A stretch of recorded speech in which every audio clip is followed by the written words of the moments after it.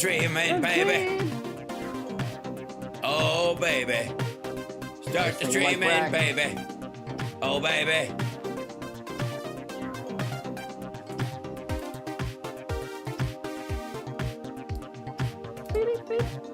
Da-da-da-da-da-boo-doo. Ah, baby.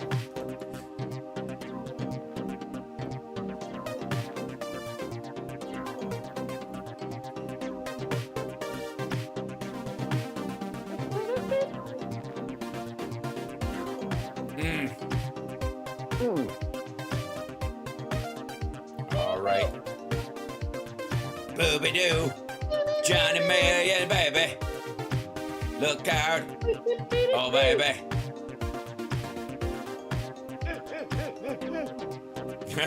All right. Simmer.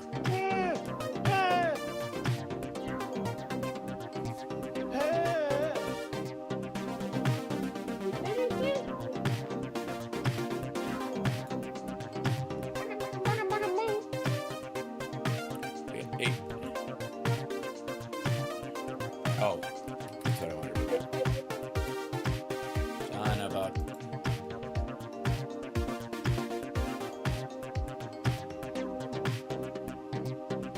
Hit that like, everybody. We're about to get started.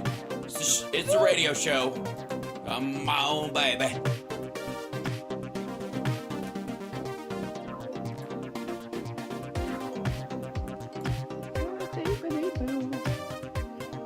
All right.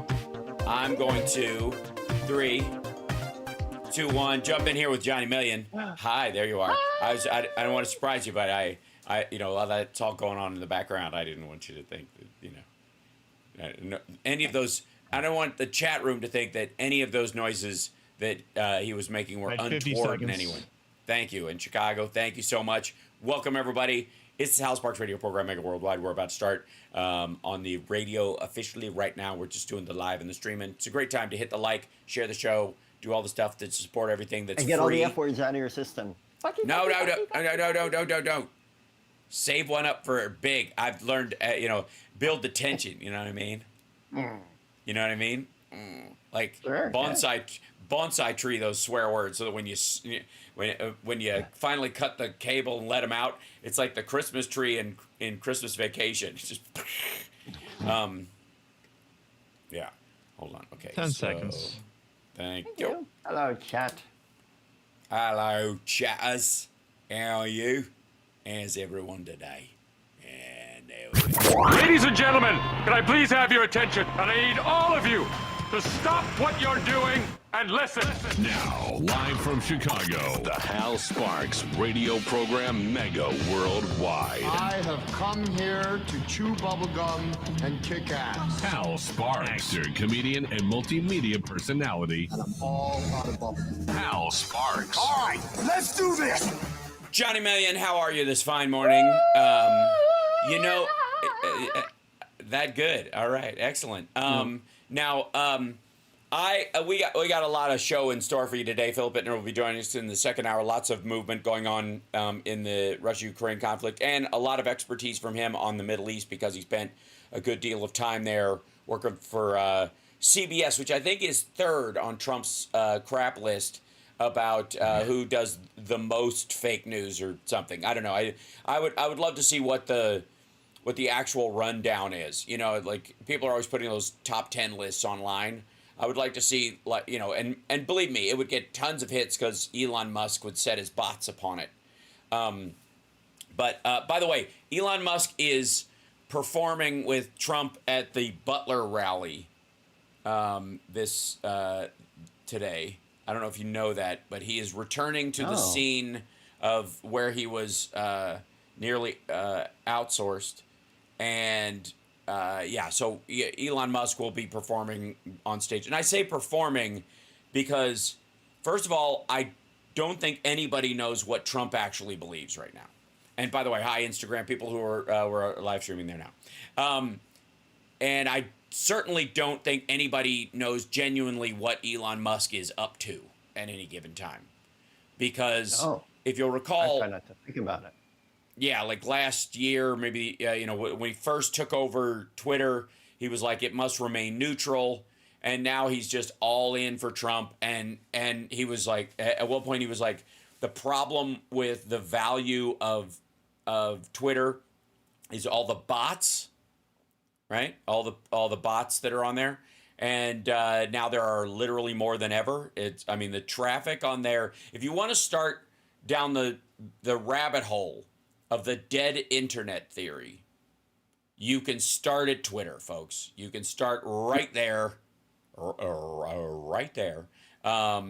Twitter, because there are so many fake accounts and bot accounts and Grok accounts and AI accounts that are run by any number of idiotic groups, foreign influencers, or Musk and his team themselves to keep it artificially looking like there are enough people on the platform to sell what little ads they have. Which, by the way, little handy tip out there for those of you that still use the Twitterverse. Up in the upper right-hand corner of all the ads that you'll see on Twitter, there's 3 little dots right next to where it says ad. If you click on those, there's a little drop-down menu that happens. Now, you can't block all the ads on there because they have ways of stopping you from doing it. But you can say, not interested in this ad, which throws the algorithm for a loop. You can click on that. And you can also you could block the actual account of the ad. So maybe you can't block the ad itself, but if Truth Sinkhole has its own ads on there, they have to do it through an account. All the advertisers have to have an account. That's the other way that he tries to make money on the site. And voila, you can block them, and none of their ads will come through because they come from that. I'm just saying, it might be a hole in the business model. I feel naughty for bringing it up. I feel a little bit of shame, but kind of the light spanking shame. I'm okay with it. Now, light spanking. Yeah. It's a little swat, nothing serious. Now that said, Johnny, there's a day of the month that is slowly over the last couple of years become my favorite, and I'm gonna miss it. I really am, when Trump's no longer in the picture, and I guess Republicans have to talk like normal folk again, and that would be the moment, ladies and gentlemen, of the release of the jobs report, and those at Fox News who have to read it out loud. Never mind Neil Cavuto having to fact check Trump live. Forget the debates. Neil Cavuto, when Trump says all the jobs, 107% of the jobs that were created under Biden have gone to illegals, right? That kind of statement. Never mind that part of it. The waiting with bated breath for the report to suck, and then when it doesn't, the meltdown and the like, well, let's find a way to talk this into being terrible. And I think I have the audio clip of it here. Hold on. Well, in August, we had part-time jobs higher. That usually indicates the nearness of a recession. Markets are viewing this report as positive. Markets are on fire right now. Dow Industrial's up 155. NASDAQ up 152. Cheryl, what are the numbers? We came in much hotter than expected on the non-farm jobs number. 254,000 jobs were created. The estimate was 140,000. The unemployment rate dropped to 4.1%. We were looking for the rate to actually stay steady from last month at 4.2%. I had just mentioned we were looking for a loss in manufacturing jobs of negative 5,000. We got down 7,000, so more there. Private payrolls, 223. That is also much hotter than expected. I would like to remind everyone, too, that if you didn't see this live when it happened, they also had the Dow up, but not just the Dow. U.S. futures. So there are people who buy and sell stocks on the daily, or think that they hear something from a company right now that's gonna go, and then there are the futures. They're the people who are buying things based on how they think it's gonna go down the line. It's a mild difference, but an important one. When you see when you see it up on the on the chart, they often don't make a distinction, and it's just green arrows everywhere. And that in and of itself means that the people, the Mark Cubans of the world, are looking at Trump losing and are looking at everything kind of, if things continue this way and nobody brings in some stupid tariff scheme that's never going to work, and tries to bring us back to 1890s McKinley era economics, because it would be simpler if we went back before computers, that paper ballots, hand counted, and everything that you use and have is made in the United States by the hands of your fellow Americans, which involves some whittling, I believe. We were looking for a number of 125 there. Average hourly earnings, 0.37%, which is just about in line with the estimates, if you will. Labor force participation, 62.7% on labor force participation as well. And then looking down through some of the other numbers, again, that rate, 4. By the way, expect 62% labor force participation is enormous and great. And it means, people, 62.4% of the people who can work are working, basically, and haven't, given up or that includes everybody who's going to school and stuff like that who aren't working. And, that would be the other 38%. Look for Donald Trump to say that 38% of the jobs in America are filled by illegals. That's what they're going to, Right. Well, I heard that Marco Rubio just said that the jobs report was fake. Yes, right. And Biden retorted, that's the thing about MAGA, everything they don't like is fake, which is, which is not 100% true. There's a lot of things they do like that is fake as well. A lot of them involve,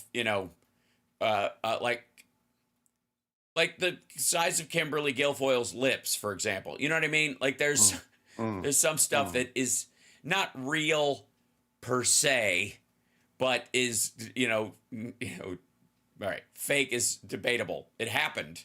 Let's just say it really happened. 0.1%. But the factory jobs number, again, that's the manufacturing, negative 7,000.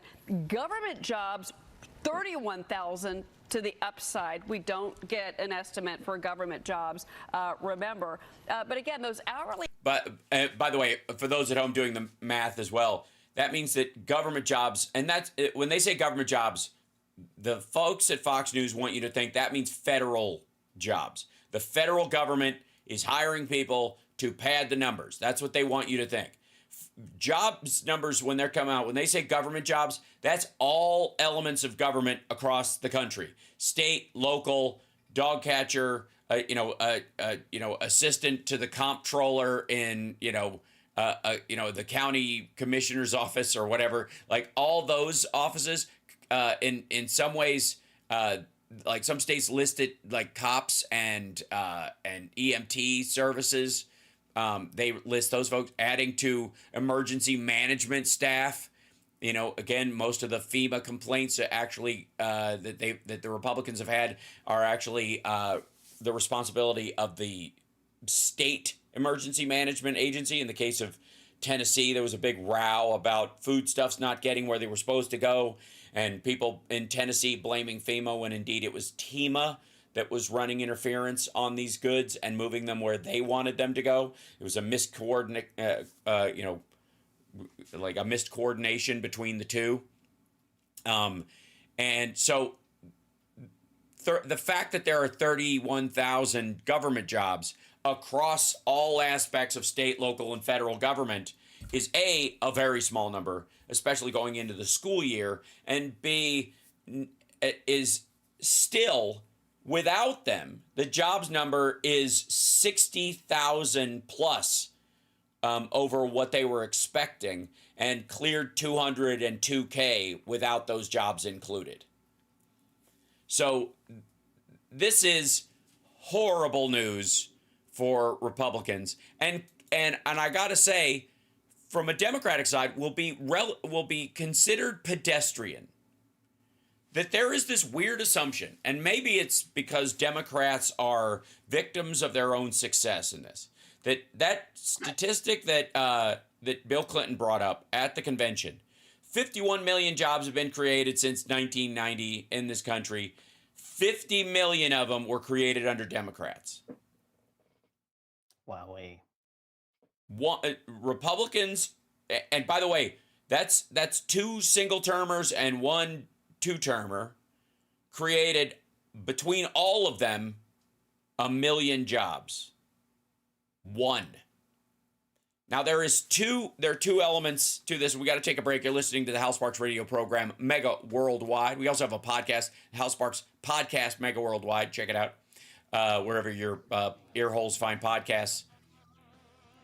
But there has got to be, I'll say it on the other side, because this is one of the things Democrats have to start learning to toot their own horn, and it's okay. We'll be back. I mean, Johnny can, but, you know.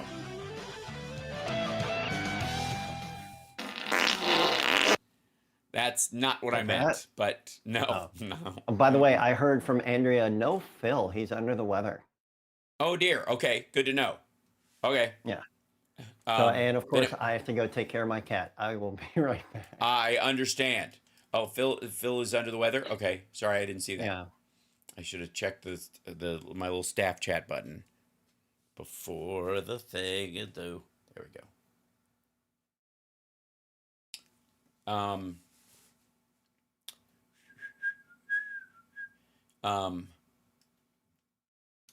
There we go.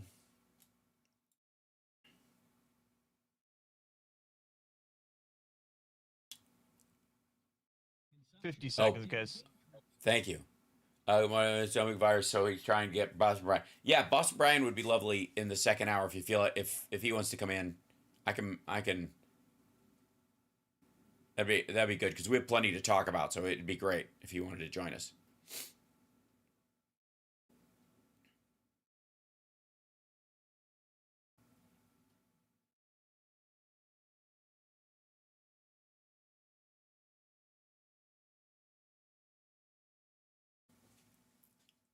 Mm-hmm.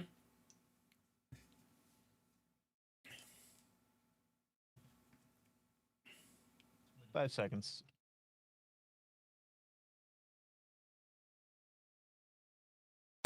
Welcome back to the Hal Sparks radio program, Mega Worldwide. Welcome back. So I just heard word that Phil is under the weather, so he will not. He's got a bit of a stomach issue, I guess. So he's going to be. We won't have him in the second hour. We might have a special guest though. We're working on that right now for the second hour. But either way, it could be me dressed as Phil. It could. That'd be great. You have your beard, your slap-on I do. beard. I got a beard. Good. I'll drink a milkshake right before I come on and clear my throat. Now, don't kick him when he's down. He has dairy issues. It's adorable. Mm-hmm. No, some people think I'm disrespectful to Phil, but it's just because I love him. Yes, and because you can, and because you know it irritates him in I'm a way that the makes little him laugh. brother that he never really wanted. Right. Yeah. All right. So there is a the point I was trying to make about sort of like the government jobs and how the Democrats have made all these jobs and the Republicans simply have not. Is that you're starting to see people like Mark Cuban and others who don't have this weird like ideological fight going on in their own family, like Elon Musk and his trans daughter, that I guess cloud their judgment is the nicest way I could say it on radio. That they somehow like Trump will be better for the economy, or was better for the economy, or is even good for the economy at all, when that is not the case. Obviously, you can. It is not hard for me, and I think anybody that I know, to show that Trump during COVID specifically, his mismanage of it led us down the path that led us to the damage that we experienced, and that there were other countries with similar resources per capita that did not experience the number of deaths we had. Now, there is a factor in that is outside the purview of government.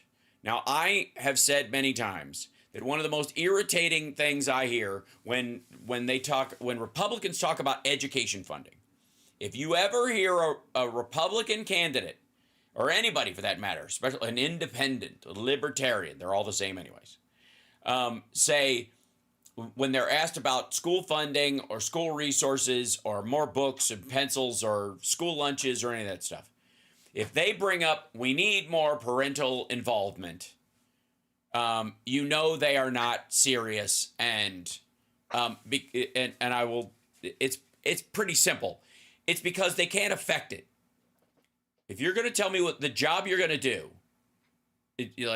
what's the, let's say you're a bridge operator, and there's been issues in traffic with the timing of the bridge opening and closing, and you're running to be the new bridge operator, and your complaint is traffic, or your complaint is there are too many cars on the road, or people need to learn how to take alternate routes. That's none of your business.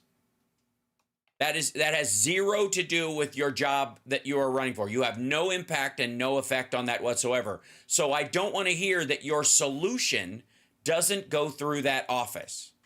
If you are running to be the person in that office, to be part of the solution, that solution has to go through whatever you're proposing through the office you're running for. Otherwise, you're just telling me you're going to abdicate responsibility before you even take the job. And any Republican who says what we really need is more parental involvement, what they're saying is, I got nothing. I don't even think we should do anything about it. The similar, they run into a similar issue when they talk about emergency relief. That you have people that Trump would put in charge of FEMA and places like that who start making these statements that you really shouldn't interfere. Either God brought the rain, or those people need to be taught a lesson to not live in those areas anymore. That's the answer. And here, I'll tell you what. I think Browning's doing a heck of a job. Right. Yes, that's exactly right. And look, if you want to believe that as a citizen, and you want to say that as a citizen, you have every right to be the biggest jerk in the world. But if you're running to actually control the solution to that problem, I want to hear your theories on the solution you can actually bring to the table. Not pie in the sky ones, well, we wouldn't have all these problems if an asteroid hit the Earth. Thanks. That you're not helping. So Laura Loomer, who's, still reeling from being, and let's be honest, do we really know she was kicked off the plane, or was she just told to keep it on the down low? Is she walking around dressed in one of the fake Melania outfits? We don't know. But Laura Loomer goes on X and tells maggots everywhere, don't trust FEMA. Stay away from them. Don't receive aid from FEMA. Don't talk to FEMA. None of that stuff. Now, FEMA doesn't just hand out water and stuff. And don't comply with FEMA. That's right. Don't comply with FEMA, which is to leave the area. Yeah. Don't comply. Don't leave the area. Don't and this is how you end up with two old people with a 6-year-old on a roof who drown from in a flood they knew was coming. Laura Loomer, for all of Trump's, thing about, I guess, any migrant who gets through the southern border who harms someone, Kamala Harris is as responsible for their death as if she held the gun herself and shot him. He says this kind of stuff, right? I mean, this has always been alluded to by the I was about to say the Rick Santorums, but it's almost like closer to the David Dukes of the world. But but Laura Loomer's idea of don't comply with them, she's got it. I mean, at some point, some people have to point to the responsibility that if somebody listens to her and dies, this goes back to the vaccine stuff. I fail to see what the difference is between someone saying, I'm selling ivermectin because you don't need the vaccine, buy it from me, and they're peddling the snake oil, and then somebody takes it. One person feels better because they actually had worms. How different is it from fire in a movie house? Yeah, right. That it is exactly that. It is. You know, it's. I guess it would be the inversion. Don't take the vaccine. Don't comply with FEMA, and then right. And to what end? Right. Let's hurry on the rapture. Let's be awful people and hurry on the rapture. You're not far off from what she alleges to believe, although that's more Marjorie Taylor Greene's purview is the let's jumpstart that. And by the way, there are a bunch of people who advised Donald Trump, for example, to recognize the Golan Heights, who did it. Did it isn't going to result in Jesus coming back. I'm sorry to tell you, it's not happening. Not while you're alive. It ain't happening. Doesn't mean it won't ever happen, but it ain't happening while you're alive, Marjorie Taylor Greene.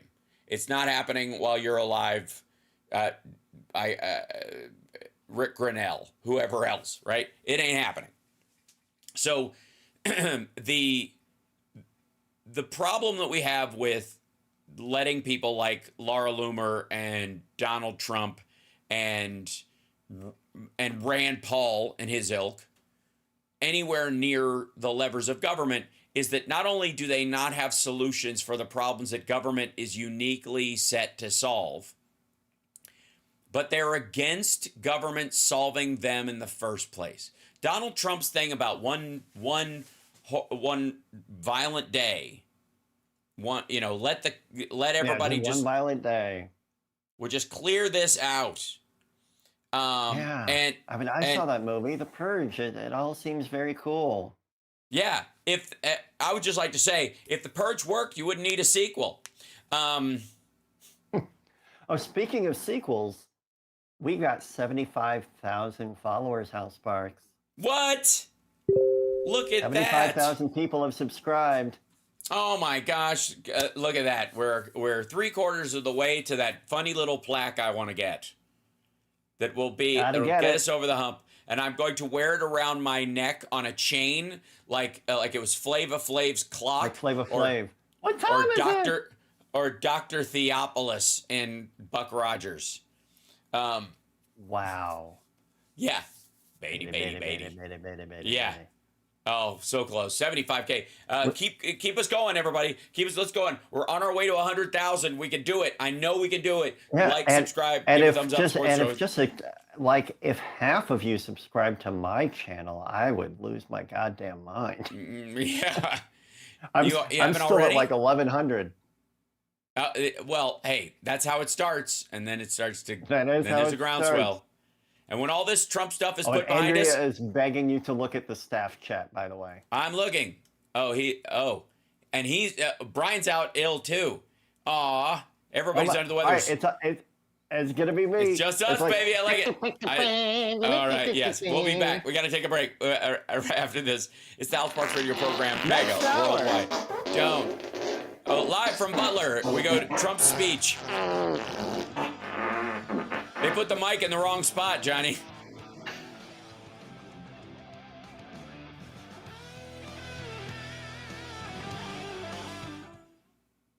Mm-hmm.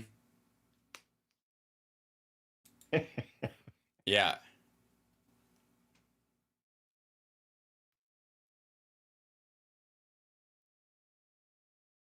Let's see.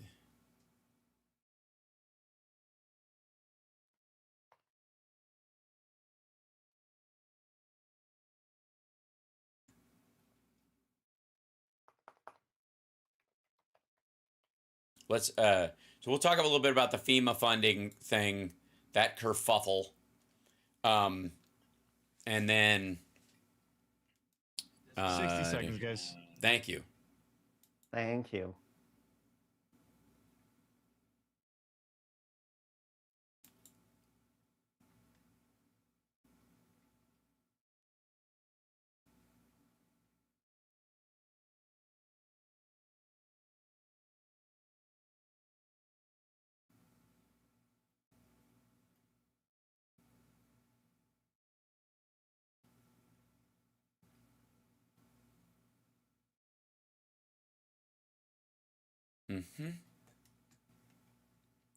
Volvo, Trump's going to be very upset. Volvo just announced they have a semi-truck that has a 370-mile range on a single charge that can pull a normal payload. Holy shit. Yeah. You're locked into the Hal Sparks radio program, Mega Worldwide.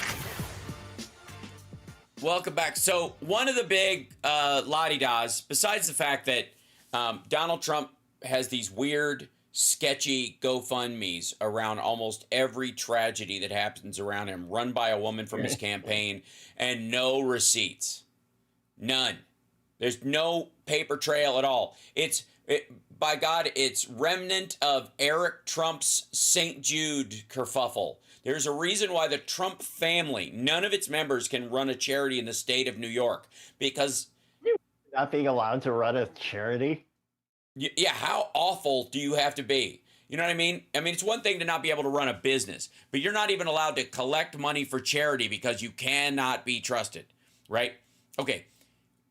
So what they decided, apparently, what the Trumps decided was, okay, if we can't do that scam in New York, we'll take it on the road. And so they have been going around to the families involved in these in the shootings, the train wreck, any of the stuff that's happening down there now. And not only is Trump doing the old thing he used to do in New York, because Trump is saying like his own dumb version of, if someone tells you who they are, believe them, that if you were ever for defund the police, then you're always for defund the police, when Kamala Harris was not for defund the police, which is just stupid. But she was like, fund mental health services is not defund the police. There's this weird zero-sum game that if you're going to have money, you're not going to raise taxes to do it, God forbid. So you have to take it from somewhere, and you're going to take it from police officers. You're going to give them, half the number of bullets in their gun, when they're in a firefight, that kind of stuff. It's a cartoon. They don't know what they're talking about. But meanwhile, Trump's feelings and work in charity continues unabated, including the fact that he used to, in New York, was famous for not donating to a charity, but showing up at the charity ball or the gala without buying a table, like bullying his way to somebody else's table. Like somebody, a donor will buy a table for $5,000 and it'll have 10 seats at it, and he'll just make them bring over another chair. And then he goes up and sits on the stage with the other big donors as if he gave money to it, when he absolutely did not. And he used to do this all the time in New York. It was a disgusting trait about him. It was one of the things that should have disqualified him in the first place by any actual Christian, any actual Republican, any actual conservative, right? Because I don't care if they, if you ever want to talk about what Republicans think about how we should solve most of the hunger and emergency problems in the country, a lot of what they go to is, this should be churches, this should be charity groups, this should be the citizens pooling their money together and do this, right? That's what they should be doing. Well, sure. But in those cases, you better make sure those things are well run so the money actually gets where it's going. You don't want it to just be covered in leeches. And that's what Trump is. And they never pushed back on the fact that he would do this. And then let's privatize all this stuff so we can get our fingers in it. Because if it's not regulated. Yeah. And by the way, Trump, none of Trump's associative GoFundMes or any of that stuff that he routes through the lady that works in his campaign are associated with a 501c3. They have not set up a 501c3 charitable organization to put that through so that you can have eyes on where the money goes. Because there's a reason why we even have that rule. And Donald Trump is one of the reasons. He's one of the primary reasons, and him and people like him, that 501c3s exist. Why there's a legal structure on a charity that involves how it is viewed, how donations are dispersed, how much money can be spent on running the place, and the disclosure around on all that. Like, yeah, it's aid. Like in the case of like Eric Trump, they pushed on this thing that like, we're only taking 15% of donations. and then they would take half the donations to pay for their own properties where they would have the events. So they're taking 65% of the money that's coming into St. Jude's or whatever, and they're they're going, yeah, the administrative costs are only about 10%. And that's, by the way, there was never anything in these situations, this gets me riled up because it's so friggin' gross, is that they would, if you've ever been to a charity event, and I hope that you have at some point, or you do a 5K or those kind of things, that it's not done like a kids going door to door selling candy bars for band instruments. When you go to these big dollar events, they have people walking around with credit card readers, and you can donate at your table directly to, and most of the time, if it's a fundraiser by a secondary organization, the people walking around are, if it's the Humane Society or something like that, the Humane Society will be the greater organization, and they will raise money for a local thing that happened. There was a lot of displaced pets in an area, and so the local place will have their own little card readers, and when you donate, it goes straight to them. There is no fee. There is no secondary transaction. People are not paying a courier and security to carry a bunch of checks or cash after a charity event to a bank and then doing the paperwork to dole it out individually, and they have to pay a surcharge because they have to hire an accountant to do it and hire security people to do it. It's a digital transfer. It happens, and the fee is built into the process. So Eric Trump and them bypass that, go by the old system, so they get to, even the part of taking the money, put it in your account, keep the interest, let $1 million or $2 million sit in there for 6 months, and then dole it out. Then give it what little you have in the form of a giant check with your name on it, not all the individual donors that actually gave the money. And so they're shaving that money off the top. But largely, this was it was a scam to puff up Trump's properties, to have these big rich people donor events at his properties, to drag these people over. There's a thing in entertainment, and I'm sure it's used in other things, but it's called cause marketing.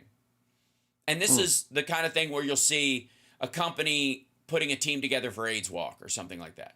Do they truly believe and do they truly support the people who are doing the walk, doing the fundraising? Absolutely. But the company itself makes a decision about their image and trying to burnish their image in a certain area, raise it up, or cover a problem if they've had issues. If they can support the Women's March if they've had issues with their CEO getting fired for dalliances or being a pig. They can fix that through cause marketing, overt charity work. And this has become, once people reacted to that, once one person went, I go to this place because they gave money to the ASPCA. Once that happened it became an industry. And so cause marketing is, and you know what? It beats the alternative. It's kind of like tax breaks for giving to charity. It encourages charitable giving, so I don't care. I don't care what your motivation is, as long as it happens, because it's the material people on the ground that are helped, right? If you want to show off that you're giving donations, it doesn't matter. Whether you're quiet about it or you show off, the donation still happens and the money still goes to help St. Jude's or something like that. That I don't have a problem with. Donald Trump would show off without giving the money.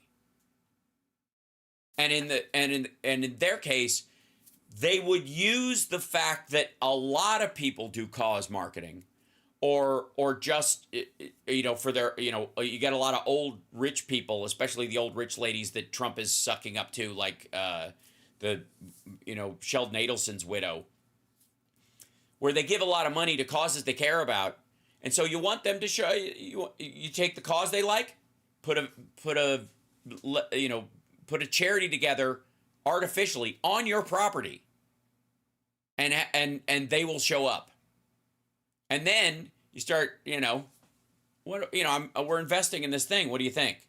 Or we've got this other thing. What do you think? Or, we'll give your son a free membership and you guys should come down here and golf or whatever. And then the hobnobbing grows and it becomes a networking thing. So it's beyond cause marketing. The Trumps built part of what their empire is on cause networking. And worse, fake cause networking. Pretending to give a crap, pretending to give at all. And bringing these people to their properties and then going, yeah, we all care about the same things, you know, and that's why, you know, we've got these big investors in Dubai. You might want to get in on this thing. That sort of stuff, right? We're really worried about free speech in the country, so we have this thing we're doing with the Saudis. So one of the things that Trump in his and let me tell you, it is 100% anti-immigrant what is going on the Republican side. They have given up on the economy. Trump is just lying about the state of the economy. You know, consumer sentiment and all that. You used to talk about your hateful anti-immigrant. Sure. Yeah. Yes. Mostly English actors, though, taking jobs from American actors. No, I'm talking about your anti-immigrant, but you would call her anti-immigrant. Oh, my aunt who was an immigrant. Yeah. Yes, my Aunt Sophie. Yes, my Aunt Sophie, who was, you know, the only problem I had with her was that she smoked those French cigarettes that were very stinky. But she taught me all the bad words I know in French, and I will forever love her for that. She taught French at Vanderbilt, and she passed away a few years ago. And she was genuinely, in the extended family, she was one of my favorite people in the whole world. She was just all right, I take it back.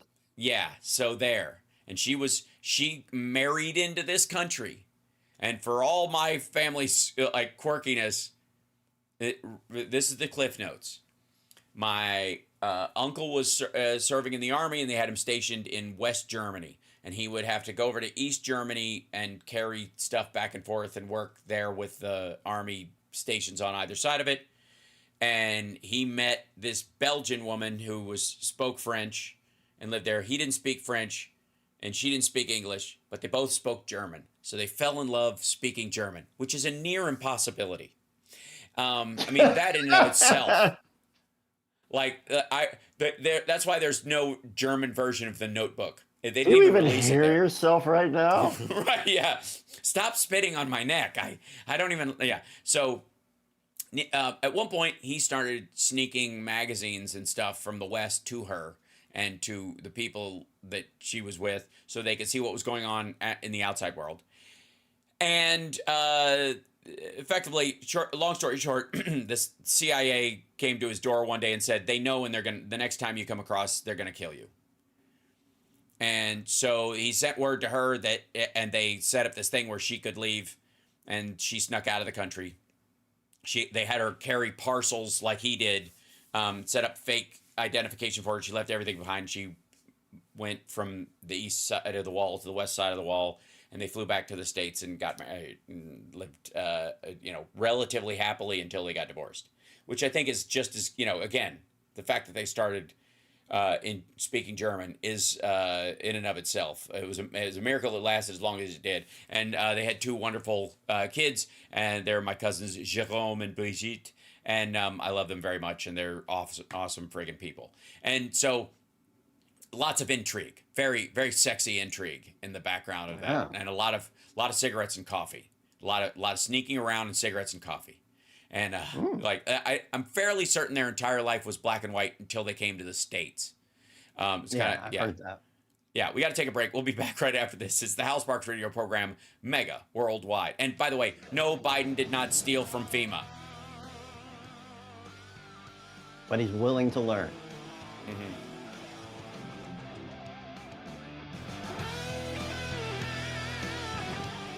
Yeah. True story. The Biden stole from FEMA? No, that my aunt and uncle met in clandestine, boot knocking. Clandestine boot knocking. During the Cold War. Oh, yeah. Rammstein doesn't do ballads. I rest my case, John G. in the chat room. Right.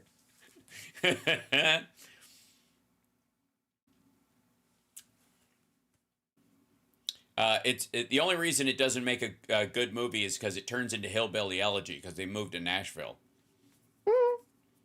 It's so weird. It's like finding out that Rambo is from Bowie, Arizona, and then when they show him going home at the end of the last one, it's just this kind of ranch where his dad lived, and you're like, oh, okay, thank you.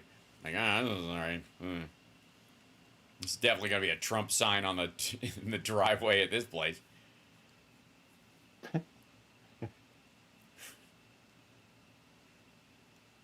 We're coming back. Hit that like, everybody. Share the show. 75K. Thank you, Tom, for the super chat. As Erica Leinsdorf would say.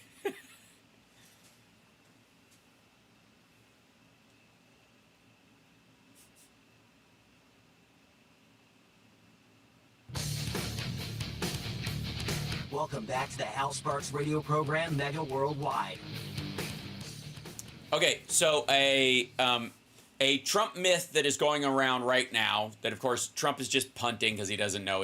He's in the middle of this weird history tour where somebody told him that before the income tax, let me real quick. Donald Trump's big promise to Elon Musk and why Elon Musk is touring with him is that he is going to try to eliminate the income tax. They've been like libertarian-esque right-wingers like Peter Thiel and others have been trying to get rid of the income tax forever, put everything on a tariff and all that stuff because if you buy a yacht in another country and you just park it here, you're not importing it. See how that works? It's just got markings from another place. You just pay a fee. They can't charge you for it. Same with an airplane.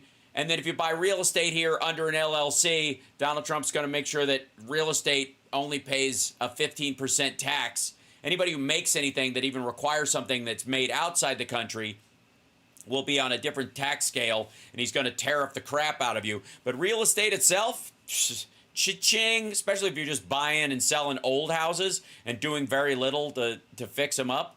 I mean, you wonder why he's going to craft the entire tax, what does exist in terms of sales tax, to benefit real estate and real estate brokers. That said, what they want to do is eliminate it entirely, and so that's why somebody gave him the big McKinley speech that before we had an income tax, most of our stuff was paid for with tariffs. The problem was that doesn't work when you're at war for more than 6 weeks. Ask China. Okay? Ask Russia. Once somebody stops sending you stuff and your imports dry up, you can't tariff anything. And you desperately start having to buy stuff under the table from everywhere else. So if your own citizens are not paying internally for the services that they get, and you're relying on the rest of the world to do it, the minute you do something that's unpopular with them, especially if they're run by totalitarian regimes like China, like Russia, like Saudi Arabia and Iran, and they control the shipping lanes through the Houthis, or they control the factory base like China was planning on doing, you set your country up to be at the whim of those countries, right? That's why America needed its own revenue base. That's why income tax. You big dummies. We can do this ourselves. Thank you very much.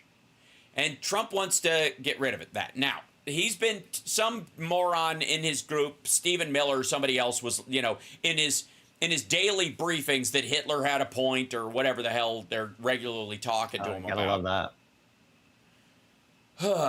that. One of the things I keep talking about is everything was so good before we had to pay stupid income tax, and income tax has really been the problem, and it's not legal anyways, and blah blah blah. Like it's like he's reading. It's like he's finally sat down and fell asleep watching Zeitgeist, that like early 2000s internet documentary that starts out being really interesting about the overlap of Abrahamic and Zoroastrian religions and the tradition of just like following the patterns of the sun and marking it going, oh, the Son of God, and God was Ra, and Ra is rah, rah, rah. It was just so stupid. And then it ends with, and it somehow manages to careen into the ditch of audit the Fed, right? Which is, you know, again, because it was propaganda. It was designed to, it was disenfranchisement propaganda for the Ron Paul revolution. That's what it was for. And it wasn't an accident, and it wasn't innocent, and it wasn't a, I'm just asking question things. It was designed for the Alex Jones crowd to make them even more nuts, to drive them to the inevitable day, as Anton Chigurh said, if the rules you have been living by have led you to this moment, what good is the rule? That, if conspiracy theorizing on the level that Alex Jones has done it, where you literally turn it into an industry, leads you to a situation where Laura Loomer is telling people to avoid, you know, to not comply with FEMA, and they end up drowning on a roof. What good was the rule? What good is your belief in Alex Jones's baloney about freedom if you end up dying because you're not accepting the help? And I always go back to that. I think my favorite joke of all time is the man on the, you know, where there's a warning that a flood is coming, and the waters start to rise, and this guy it reaches up to the edge of his porch, and the guy's sitting on his porch, and the water's right lapping up at the edge of the porch, and a guy comes by in a boat, and he goes, "Get in the boat. The dam's about to break. The water's going to rush in here. It's going to be terrible." And he goes, "Nope, God will save me." And the guy goes on. Yeah, and then the dam breaks. The waters continue to rise. The guy's sitting on his roof. And another boat comes by and goes, "Get in! There's a storm behind this. It's gonna, everything in here is gonna be washed away. You must come with us." He doesn't do it. "God will save me." And then a helicopter, literally, he's sitting on the chimney at the top of his house as the water continues to rise. And the helicopter, flying over and go like, "Grab hold of the rope. We'll pull you to safety." And he goes, "God will save me." And then he drowns, of course, and he dies, and he goes to heaven, and he rocks up to God like a Karen and says he wants to talk to the manager. And he goes, "I had faith in you, and you let me die." And God says, "Moron, I sent you 2 boats and a helicopter." Yeah. I prefer to use the phrase a-hole when I tell that joke in particular, because I think it sells it. But that in and of itself is the methodology of governance that you will get from your average Republican, your average Republican, because the average ones are maggots, because the other ones are now calling themselves independents and pretending they don't vote Republican. I'm a moderate. I'm on the fence about the blah, blah, blah. Right, okay. So, there was Trump campaign spokesman pointed to FEMA's shelter and services program. This is from, I think, the Washington Post did an article about this. FEMA Shelter and Services Program, which gives grants to local governments and nonprofits to take care of undocumented immigrants. This is part of the Shelter and Services Program. It's a very limited part of it.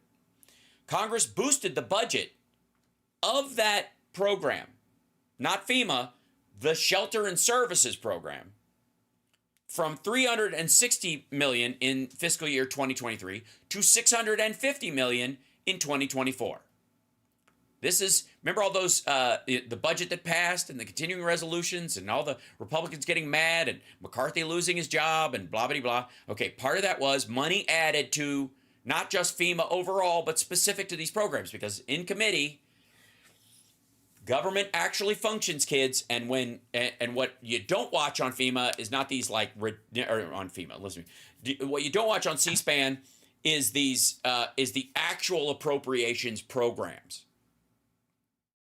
The ones that act where they are marking up where the money's going to go, how much money they have coming in, what the overall budget is, what they're projected to need, and all that stuff, because it's boring. So nobody sees, there's no fiery and incendiary stuff that happens in these committees. The committee hearings are one thing, but there are committee meetings, and that's where the work gets done. Okay? And you don't see, there's no opportunity for Matt Gaetz to yell at somebody. So nobody knows this on the right, that committees actually have a job to do. When you get that position, by the way, it's why Marjorie Taylor Greene complains about the committees that she's on. because she has to do the work. She likes the hearings because she can use it for footage to try and get reelected or whatever, but she doesn't like the actual job of being on the committee, and she doesn't show up half the time. Neither does Boebert. Right. Like, the noisiest ones don't come to the meetings. They don't even sit in and do the work in the little rooms, the ones without the big bench, right?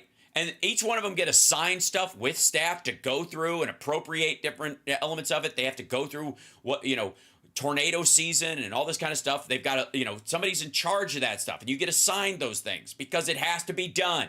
It's the real work of governance, and they hate it.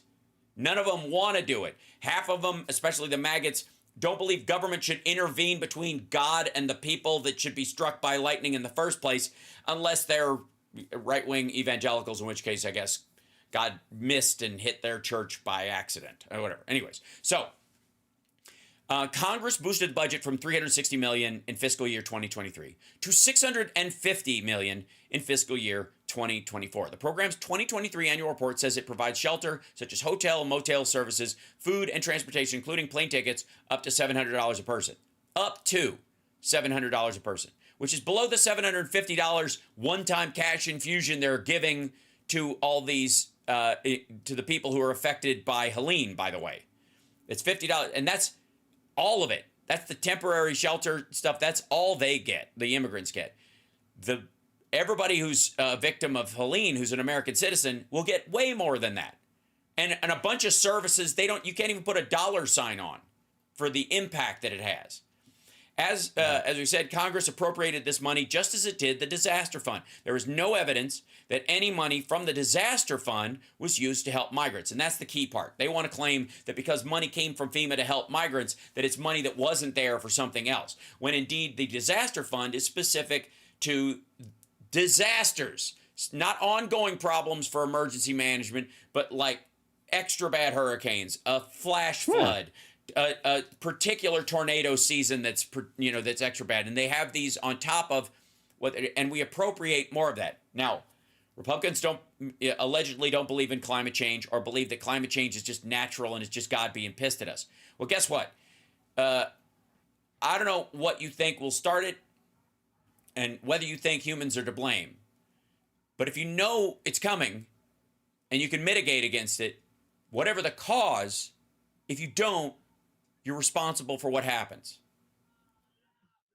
Same thing with the border bill.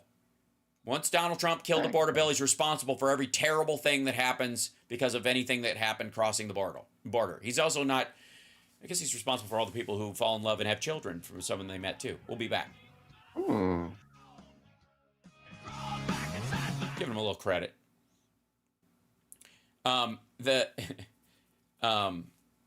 So I guess you, Johnny Million, you and I are like the healthiest guys around right now. Although I will say I am sore. I'm very sore. My legs are very sore. I'm a little sore today too. Are you? Yeah, I did the gym this morning. Oh, good. Yeah. So I've just started. After my left arm was messed up because of my shoulder, I've just started being able to lift again using it. And I've got to be very careful because I'm not going to re-injure it. Right. So I'm taking it way easier, and so I'm pacing myself out, and I did a leg day, and then I've been assembling. I'm trying to reorganize. So I've been assembling because this is my only 2 weeks at home. Right, in a stretch. So and we've got company and all that kind of stuff too. But life goes on, and I've still got shows to do. But I was like assembling all this like IKEA furniture, but like big cabinets. Yeah. And it's a lot of like the two cabinets that I did. I'm like, nobody's home, of course, and they're like they come in these boxes that are like, all right, good. Boxes of collapsed IKEA furniture are so dense. Yeah. Oh, there was a rolling cabinet thing that I put together to organize all like my camera and audio gear. That's one of those it's the Alex. It's the one with the thin shelves in it so that I can see it all instead of it all being clumped on top of each other, which is where it was in bins, so I couldn't find anything. I'm like, all right, I'm going to finally do this. It's a minor commitment of finance, but a major commitment of time and organization. and I, that thing came it's a cabinet about this big, right, with like 6 shelves in it and wheels, and it came in a box like this big, and it's like, it's amazingly. Here's the thing: it's super heavy, it's completely rock solid, and the boxes themselves are as smooth as anything. I swear to God, they should use it on the outside of the space shuttle. It is that, like, you can't, like, gripping it without it sliding. Unless you have it, you don't have it, right? Yeah. And so carrying it in, there's this lopsided way you have to, like, cradle it in your hand and tip it up so that you find the balancing point for the weight of it. And then coming in a door, our garage door is one of those auto shutting doors, and it's like a fire door. Yeah, it's a fire door, so it's super heavy too. And like when it shuts, you could hear it in the whole house. Like, shaboom, right? Yeah. But trying to open it like with one arm while you're carrying something, and it goes to the laundry room, so that it's like a little corner room. It's like this little bitty. Like, oh God, nightmare fuck fuel. Me. It's so bad. It's such a, and like just trying to and if any of them are tall and you have to duck them under the door, whatever. Like, anyways, it was like the gym with gym. It was like gymnastics. It was like going to the gym, but instead of lifting the weights in a controlled manner, you have to like spin them, throw them over your back, and row them like a boat or whatever, and it's all a different thing. And then once I assembled the big cabinet, to put the back panel on it, you have to turn the whole thing over. So it's this big, without, look, and I could turn a tire over, like one of those workout tires. Those are fun. Yeah. I can do one of those. But that's because you don't care how it lands. You just get it up once it's over, it's done. This, you're like, and, I've always said it takes more strength to open a screen door quietly than it does to kick in an actual door. Yeah. Any friend of Johnny Million and me in high school knows this. Whenever you try to sneak into the house late, opening a screen door without it going kapow. Yeah, we did a lot of that. Man, so. And okay, Chicago, we good? Hold on. About another minute. We coming back, Chicago?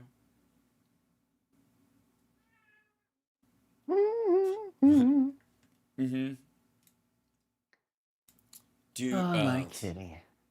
Oh, your kitty. So in this next hour, in the second half of the hour, I'll do some Ukraine news as well. We'll continue on with this stuff, as well. And then there was where is it? Okay, I'll have to find it after I do that. I'll just open it. 20 seconds. Thank you. Thank you.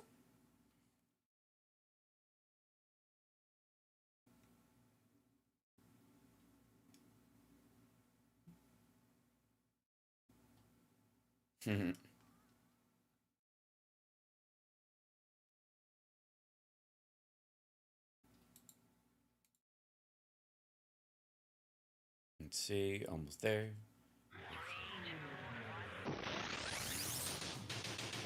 You're listening to the Hal Sparks radio program, Mega Worldwide. I've had people walk out of me before, but not when I was being so charming. Video streaming at halsparks.com. I don't care for you or for the putrid sludge you're troweling out. Plus face little pimp stick. True progressive talk. Might be a good time for you guys to give up. So, real quick, I would like to remind everybody that if you are affected by Helene or any other weather-related disaster that happens, it wouldn't be a bad idea to even beforehand, if you're not in this area, but if you certainly are, this will apply to you as well. But in future, it's not a bad idea to just have this in your head, or the availability of this, or just put it in your phone notes or something. Disasterassistance.gov. Disasterassistance.gov.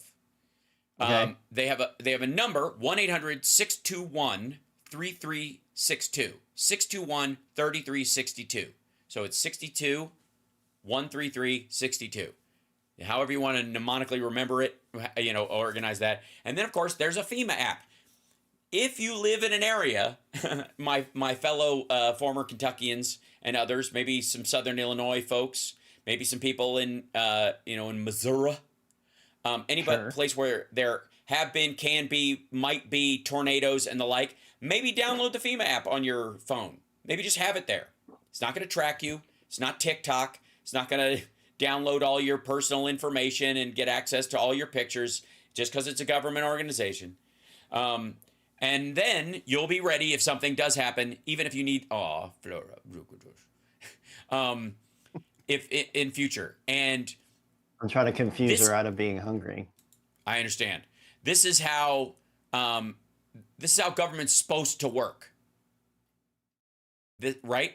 This is how we want qualified people who are capable of doing their job in charge of actual organizations that are run efficiently and well. If there is ever a situation where Brownie's not doing a heck of a job, then Democrats always come in and replace these toady buddies of the Republican president that they put in charge of real government agencies that do real work, that save real lives, that actually rebuild real homes. This is actual life going on here. Yeah. This is not this kind of online debate world of stuff. There are roads and bridges and the like that are rebuilt because of the Infrastructure Act.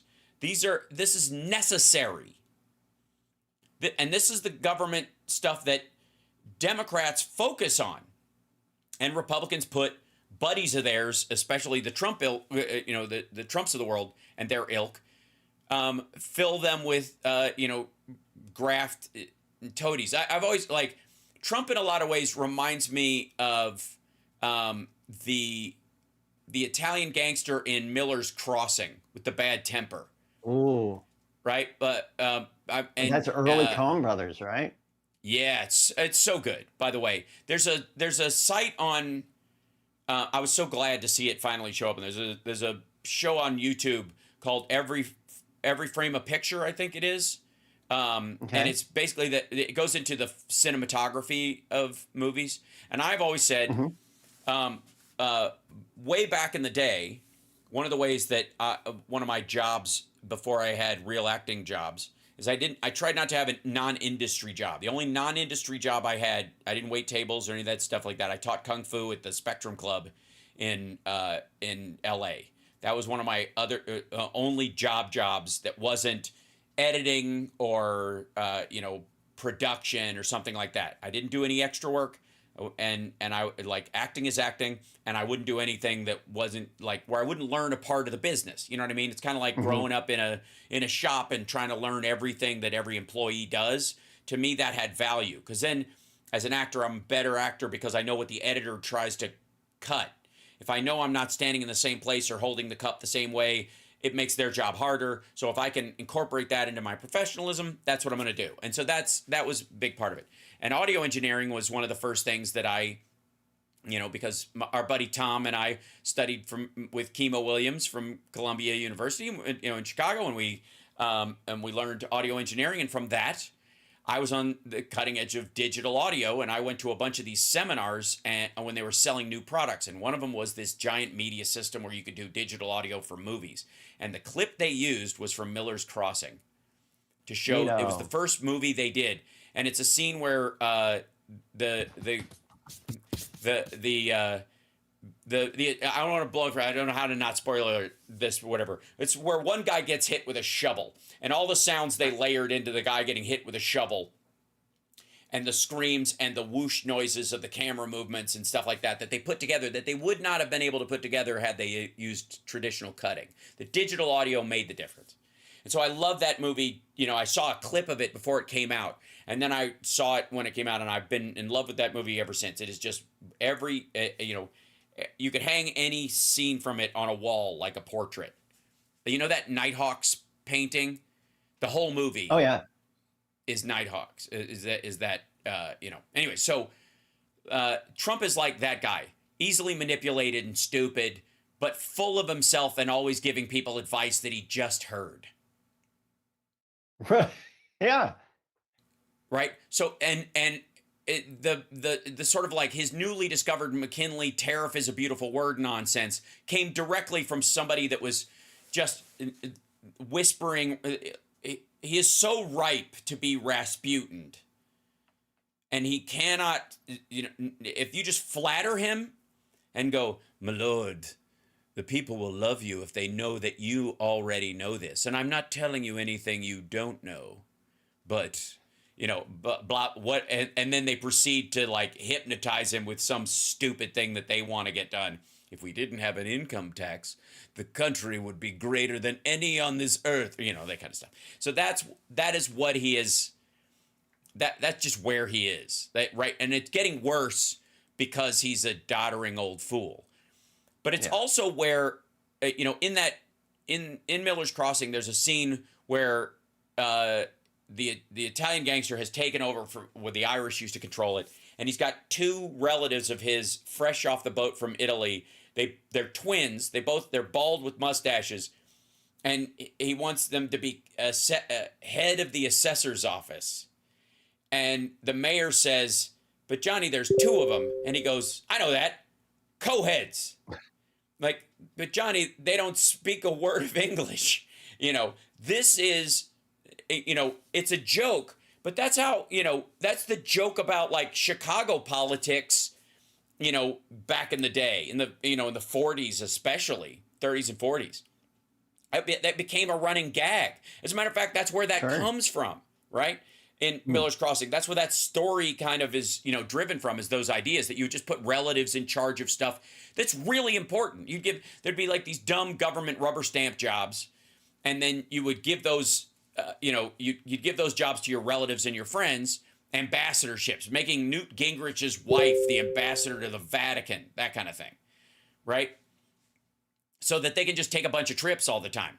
And they get to go to Italy every time they want. It's right in the middle of Rome. It's fantastic. Look, you've clearly got enough money to buy your own coffee when you're in Rome. So anything that you do while you're talking to the Vatican, or anybody even tangentially related, the U.S. taxpayer is going to pick up all that, your hotel and the food and the travel and the plane ride over there and all that kind of stuff, which is better than first class, right? And then, because, you're an ambassador, my goodness, to the Pope, that's common, right? And it's to be expected. Does it really affect the average American all that much? No. If they really screw up and cause an international incident, that's where it could be bad. But we need someone in that position, and having somebody who cares about it, they find somebody who likes it.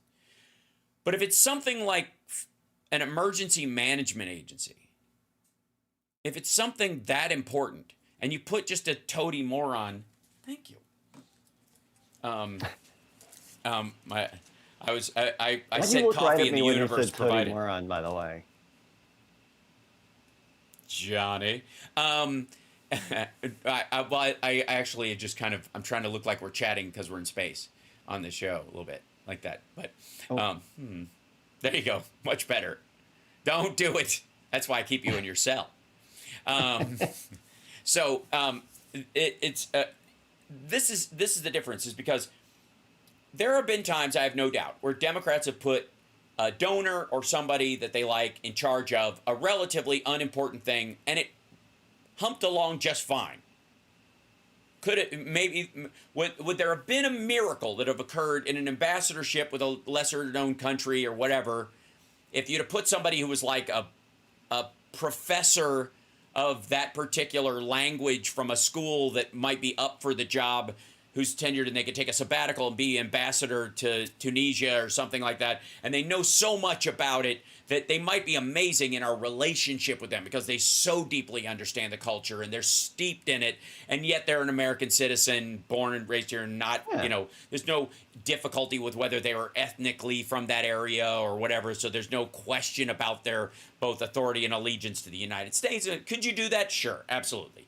But is it crucial to it at any given time unless something pops off? No. But whoever's put in charge of FEMA or the post office or the Department of Transportation or the FAA The people that keep the planes in the air until they're supposed to not be in the air, and then make sure that when they get on the ground, they do it slowly and in a measured fashion, and that they do the one job, which is make sure, airline flights have as many landings as they have takeoffs, which is really the baseline skill. That's all you're asking for. Oh, yeah. Is it too much to ask? And the military, good Lord, the people that Trump put in the last 6 weeks of his presidency, leading up to January 6th, especially as he's brooming people out, and they're like, yeah, we should get 10,000 National Guard. Oh yeah, where are we going to get them from? How about the 12 states that sued Georgia? How about we get the governors that tried to stop the election in the first place to send their National Guard and select units, let's be honest, borderline militia guys who are all in on Donald Trump. We'll send 10,000 of them to surround the Capitol. And then then all I got to do is sign the Sedition Act and I run everything. Yeah. And, I could shoot somebody in the middle of Fifth Avenue and wouldn't lose any support. Okay. You line all those things up, it's not a trustworthy guy. We got to take a break. We'll be back right after this. It's the Hal Sparks radio program, Mega Worldwide. Look, I know it's a lot asking, but I would like to be ambassador to Taiwan one day. Is it too much to ask? I don't think so. 我很聪明.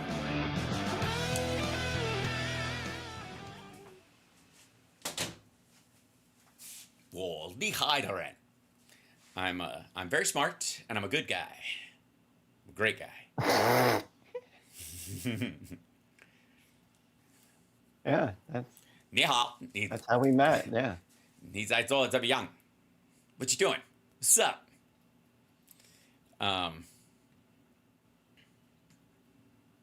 What?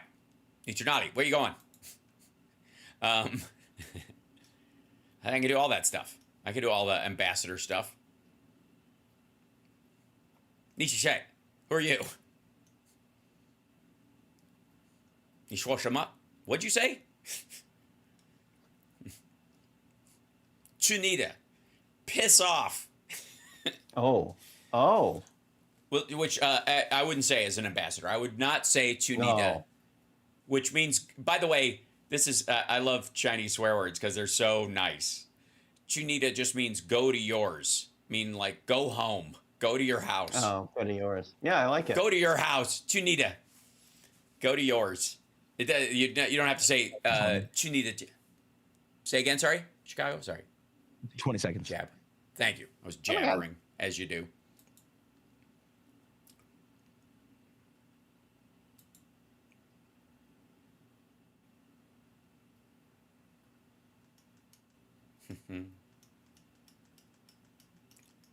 Somebody asked, do we have it? You're locked into the Hal Sparks radio program, Mega Worldwide. Now, right now on, because Trump is going to have Elon Musk with him on stage in Butler, PA, and he's going to finish, he's going to continue boring everyone to tears. Because here's the thing. Not only is he going to be just as dull and blathering and stupid as he always is, and this will not be a fiery, powerful speech at all. And not only are there tons of people going to show up at it, it'll probably be his biggest rally so far, but they're coming from all over. It's the Front Row Joes, it's people from other states. It's not going to be indicative. It's not Pennsylvania voters, right? That's not the majority of even the people who are going to show up at this thing. So the idea that this helps him in Pennsylvania is a little bit silly. But secondly, he's going to be just as dull and rambling and silly and ridiculous as always. But he allegedly, according to what he said to Dave Ramsey, is that he's going to come up and say, as I was saying before this, and he's going to show the chart multiple times. I have no doubt. They're probably going to have the chart up the whole time. The chart that saved his life. The chart that had he not turned at just the split second, then God wouldn't have flicked the bullet away so it could kill the firefighter. It's the dumbest argument. It's so gross, and it's so dismissive of the people who were killed and injured on that day. It's just lame. Yeah. And again, there is just as much argument that God wants him to lose the election to the brown lady and spend the rest of his life in court and in jail. maybe he wants you to live through your recognition of the damage you have done, of the awful you have wrought, of how terribly you have treated people. Maybe God wants you to experience that on the earth plane because you have no connection beyond that you can look to, right? If you want to say God intervened, the idea that God only intervenes to lift people out of, oh, okay, you don't have to face any of the consequences, right? You're just gone. That was quick, Who needs right? it? Yeah, very doubtful. It's the same argument, by the way, I would like to make is that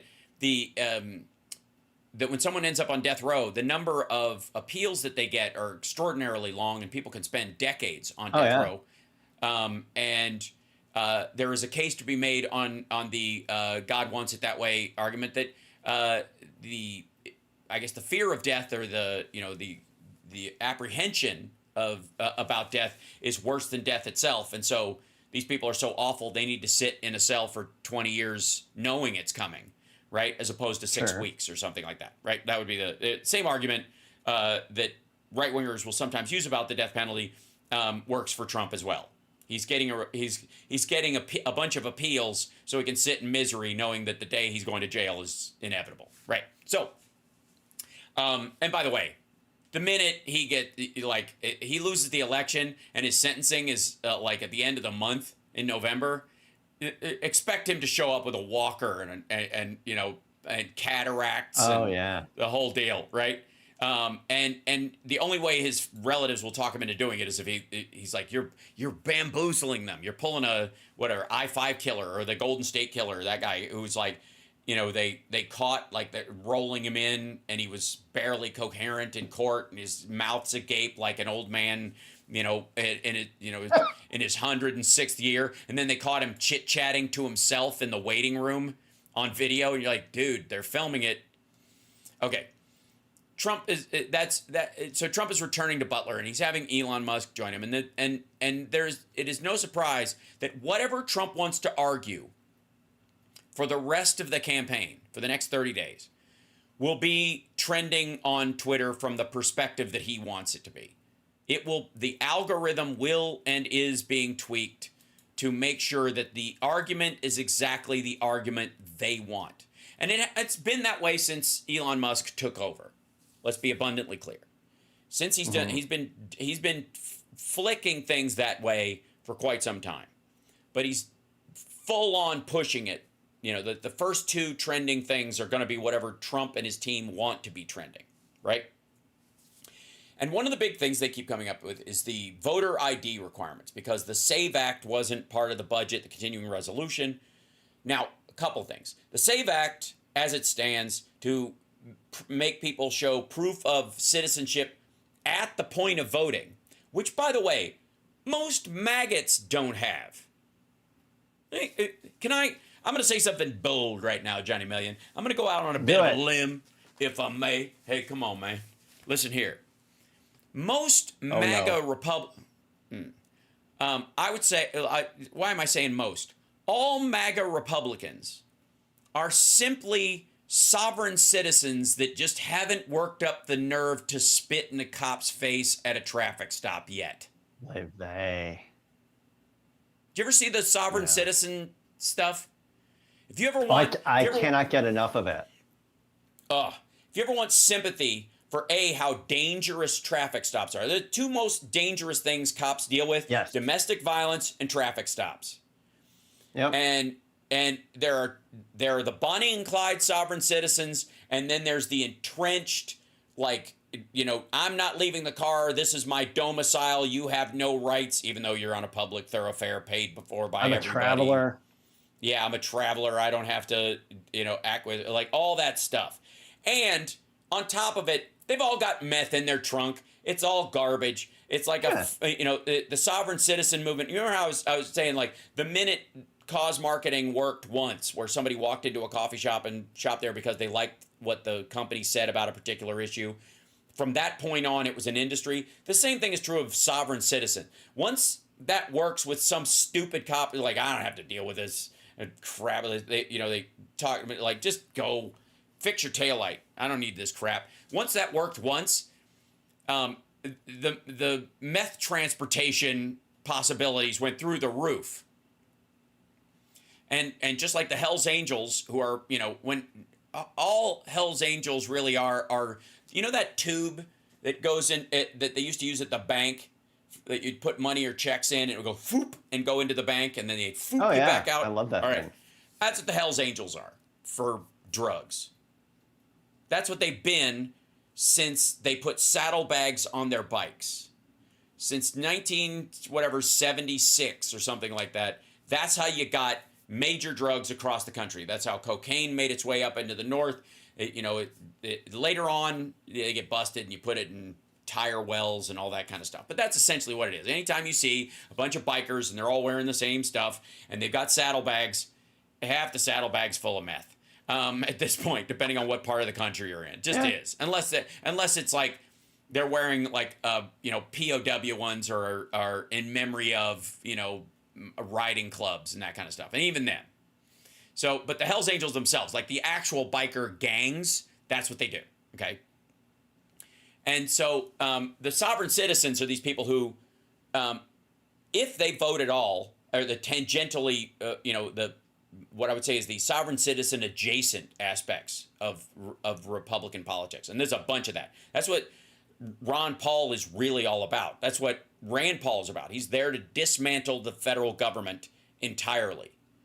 Not to replace it with something better, not more efficient, but to get rid of it entirely, to basically neutralize it, if he can. That's what he's there for.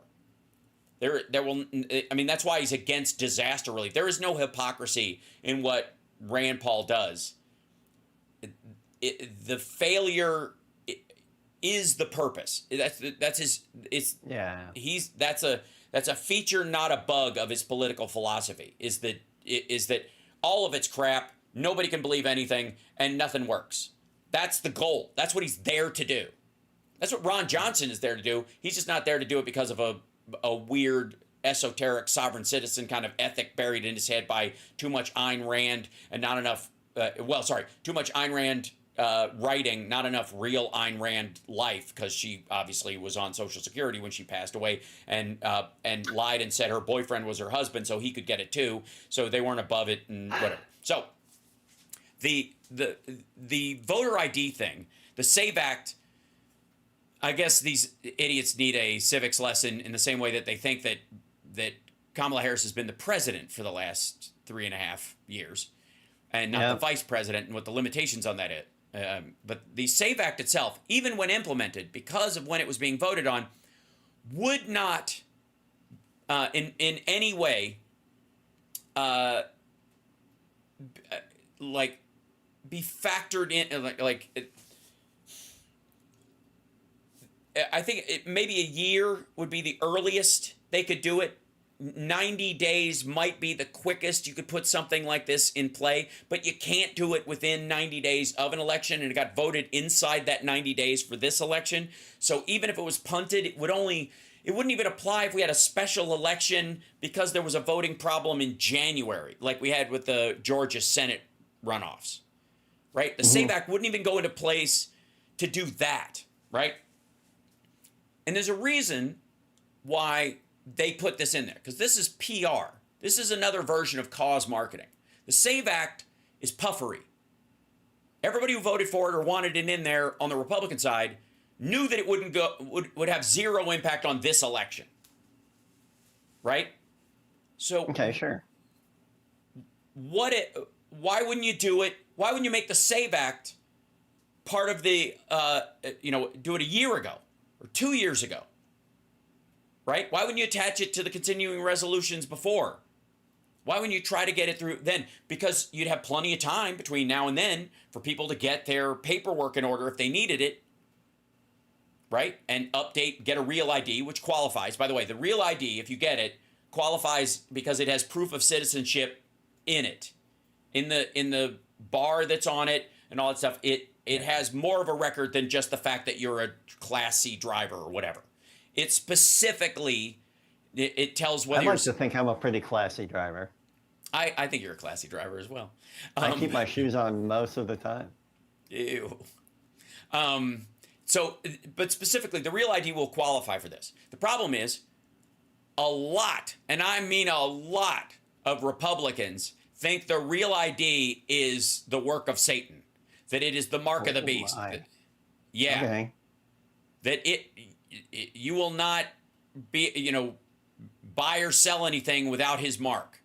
That the more like intrusive government ID becomes, the less trustworthy it is. It's why they are against a national ID card. Now, the Real ID is handed out by the states, but it's on a federal standard post 9/11, left over from the Patriot Act. And this is one of the reasons why Republicans started hating the Patriot Act, is because they pretend to hate it. They loved it when it passed because they went, you punt out all these Muslims and brown people. Right? We can, on just suspicion, right? But when it called for tighter controls on people being able to fake an ID, which, by the way, is how Joel Greenberg got busted.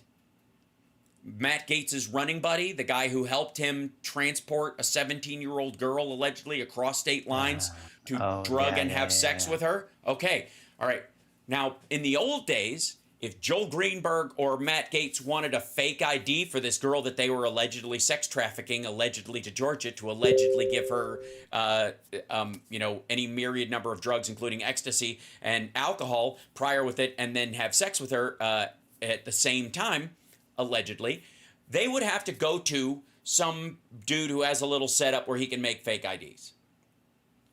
But the Real IDs and the modern IDs are so much more complicated, you kind of got to use the machinery that the state uses. So Matt Gaetz and his buddy Joel Greenberg gets this job as like one of the state tax collectors, and he has access to these ID machines. And what does he do? He starts making fake IDs for underage girls. What are the odds? And and he goes to jail for that. Well, one of the reasons he was busted was because the standards for an ID are higher, caused by the stuff that was in the Patriot Act, that all of a sudden the Republicans hate, that has all this extra information. And so when you make one, it's got it automatic. Like when you run it, if you done like TSA pre or any of that stuff, Johnny, are you TSA pre by any chance? Not yet. I'm seriously considering it. I'm TSA pre. I have been since it started, and I have clear as well. And I use these things. I mean, it's like it would be murder if I didn't have it most of the time, because I have gear with me all the time, and so I don't have to take all my electronics out. So when I'm traveling with my stuff to do the radio show and the like, having to take everything out, show it, and put it away, and anything with a lithium-ion battery in it, you can't put in the belly of the plane, so you got to carry it on. So it's with me. It would just be like I'd be the biggest jerk in line. I do it almost for the other people going through security. Like them waiting for me to remove everything and use 4 trays is absurd, right? So I have this thing. Yeah. And there's a little reader, because they don't look at your ticket anymore. They don't need to. Your ticket's assigned to your ID. Your ID knows that you're going to be there. You walk up, you put your ID in this little thing. It reads it. It doesn't look at the picture and go, does that look like you? It reads all the information on it that tells them who you are.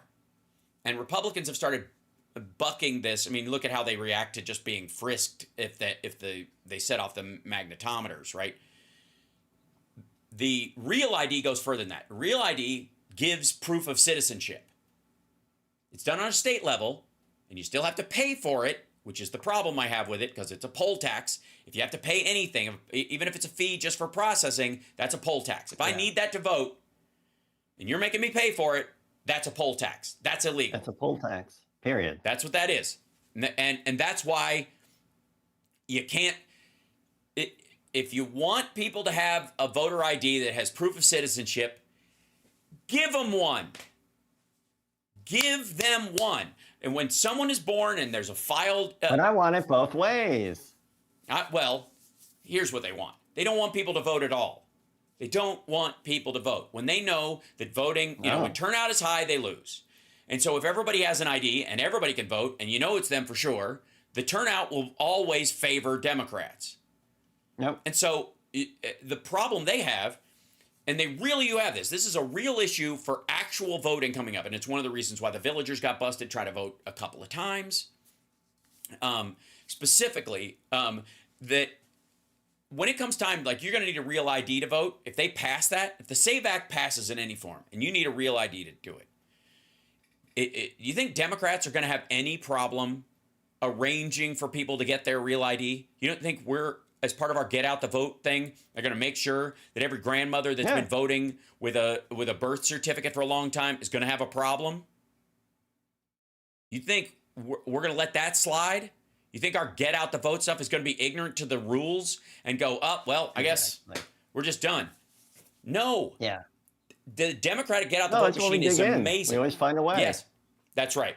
Republicans, on the other hand, and this is a real problem from them, they've been courting this anti-government nonsense for so long, they don't trust anybody. They don't want to go to the DMV, not because it's a pain in the butt or there's some like old 80s comic votes about, jokes about how hard it is to actually go to the DMV and the lines and the lady with the long nails and blah, blah, blah, like the hack bits that you hear about the DMV, which aren't true anymore. Most places you can make an appointment. A lot of it you could do online. Like, it's incredible. Like the advancements that have been made in response to public outcry over time and its importance in terms of voting, especially in blue states and in other places where, the swing states. The time a place becomes a swing state, suddenly Republicans care about voting in those places.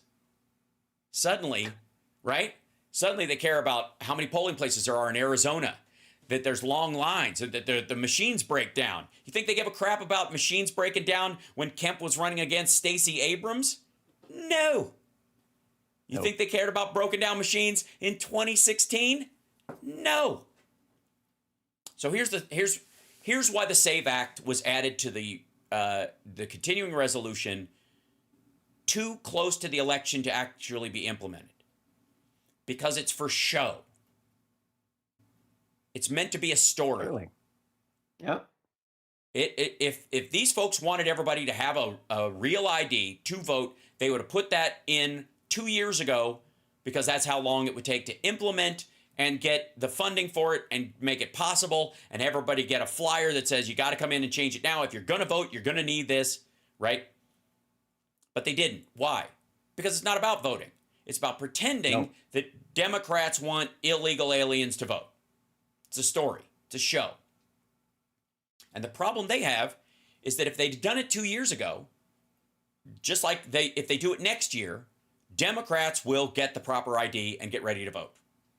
And by the way, my birthday was a little bit ago, so was Johnny's. I think the best gift you could give us, honestly, is to vote as early as possible in your district. If voting has started in your area, or it's possible, do us a favor. Vote and tag both of us with your I voted sticker or whatever. Just let us know, and it's a wonderful gift, and thank you, thank you, thank you. But the crucial part of this, is the SAVE Act is BS for two reasons. One, again, too close to the election to be implemented, so it's just for show to make this myth that Democrats would vote it down, or it couldn't get through, or Biden wouldn't sign it, or some nonsense, so that it looks like we're trying to get immigrants to vote, which we are not. And I will say unequivocally on the air right now, as a Democrat, I do not want non-citizens voting in elections. No. Period. If New York wants to let resident aliens vote, people who live here for a long time or are married to a citizen and are in the process of being citizens, they create this subcategory for them so they can vote for mayor or something like that. That's up to them. I think it's murky and dumb. I think it's way easier to just say citizens. You don't have to mess around with it. If you're not a citizen, you can't vote. That's it. You might have a say other ways, but you can't vote. Sorry. Because that's it. I'm 100% against it. I'm just against non-citizens voting in any way. I don't want people who've come here undocumented, even asylum seekers who eventually become citizens. The process should be the same as everybody else's. It shouldn't be a quick process. It should be as long as it takes anybody else. Right? And once you're a citizen, though, and you've committed to being a citizen, you can vote. That's it. However, if you're going to insist that people need an ID that proves that they are a citizen to vote, then you are going to supply them with that ID as a citizen for free. Because if you charge them for it, it's a poll tax. Now, the curious part of this is because eventually eventually everybody's going to have a real ID.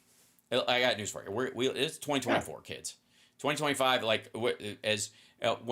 we've got Gen X grandparents now, right? That have grandkids. This is, every group of people is, as a new group of old people. My parents, who are, on the low end of the baby boomer schedule, I guess, they don't have any problem renewing their driver's license and getting a real ID, right? And they vote blue. I got news for you. But maggots and even the softer hard right Republicans, the ones that are that side with the Freedom Caucus 90% of the time, but get mad because they pass a continuing resolution because they need to get reelected because they're not in a hard red district. All those folks, do you think those folks have their paperwork together? You think those folks right? Seriously. Have their proof of citizenship? You think those folks want to carry it around? Yes, Bill in our chat is pointing out, by the way, that if you're not a citizen and you vote, it's a $2,500 fine and 5 years in jail. It's also 5 years in jail for mailing it in. 5 years in jail if it's not your ballot, if you fill out one as a non-citizen for somebody who is and vote. And it's 5 years if they, for signing it. It's not just the voting part. The voting part, that's 5 years and 25. It's 20 years if you vote. And people get off all the time on that, like the singular part of it. But during COVID, there were a bunch of people who were looking at 20 years, pled guilty to the one charge of voting improperly so that they didn't do 20 years if they fought it, because they have all that evidence. Here's the ballot. This is your signature, or the signature you faked. It didn't belong to you, and you mailed it on this date, and we can prove it. If it came in, we got it. You sent it. So 20 years. Nobody's going to do that to help anybody get elected. If they're not going to become like an instant citizen or something, and nobody's even talking about that, right? And even if you did, it'd be really hinky, right? Because we have a divided government no matter what. We have other people there. It's not like we're going to broom everybody out at once, either party. So the debate on voter ID can be handled very simply. We as Democrats are for real ID, voter ID, but it's got to be free and provided by the government, and it can't be taken away by any state agency. So if you get pulled over, they can keep your driver's license as collateral until you show up for court in some states. And no surprise, right before elections, in certain states, they start pulling over black people like you wouldn't believe. And you can have this back in 6 weeks when you go to court, and the election's in 3 weeks. You should have the U.S. citizens should have an ID that no state agency can take away, that identifies them as an American citizen, that works as strongly as a passport, that is, unless you are a fleeing felon, you cannot, it cannot be, it has to be taken away by the federal government, not the state government. State can provide you with an ID if they want. They can do that on their own. But an overarching one that proves you're a citizen of the United States and you have the right to vote should be provided for free to every citizen. And you could do it as soon as people are born. You just, as soon as they show up at birth and they're assigned a social security number, we know exactly when they're going to turn 18. Bing, there you are. We find you or you find it, you can go pick it up someplace. And if anybody uses it against the, automatic 10 years in jail. Same thing of like stealing somebody's identity and voting illegally. If you have the potential to vote illegally using someone's real ID, just attach it to that. Make the punishment really big for misuse of it. Make sure every citizen has one for free. We don't have this problem. But that means Republicans have to be pro-voting. They need the problem. Yeah. They got to run on the problem. That's why the border bill didn't pass, because Donald Trump told them to scuttle it. Because if everybody can vote and we saw it during COVID. If everybody's able to vote, the turnout is massive, right? Biggest turnout we've ever had. And Biden wins by 8 million votes because everybody could do it. Everybody had the ability to. There were no machines breaking down long lines, no water in poor and black districts. There, everybody could just do it. You could just drop it off when you needed to. And if they're worried about security stuff as far as UPC symbols and matching stuff or whatever, ways to keep it private, but at the same time tying a ballot to a person, I'm for it. Let's do it. Yeah. But when it comes to voter ID, Republicans don't want voter ID. They don't want proof of citizenship in an ID card. Yeah. And partly the fiscal Republicans don't want to do it because they don't want to listen to the voter. And the religious ones think it's the mark of the beast. And that's why they fight it every single time. It's moronic. And we got to take a break. When we come back, a happy ending. We haven't just you and I with a happy ending in a long time. Because everybody loves a happy ending. Mm-hmm.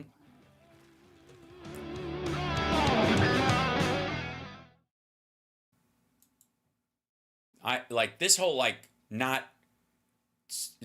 not solving the problem, being actively the cause of the problem, and then using that as the reason why you should be. You can complain about the problem. It is maddening. Yeah. Yeah.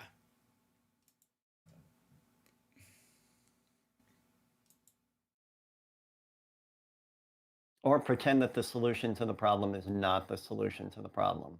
Mm-hmm. Right. Well, it's like Trump's friggin'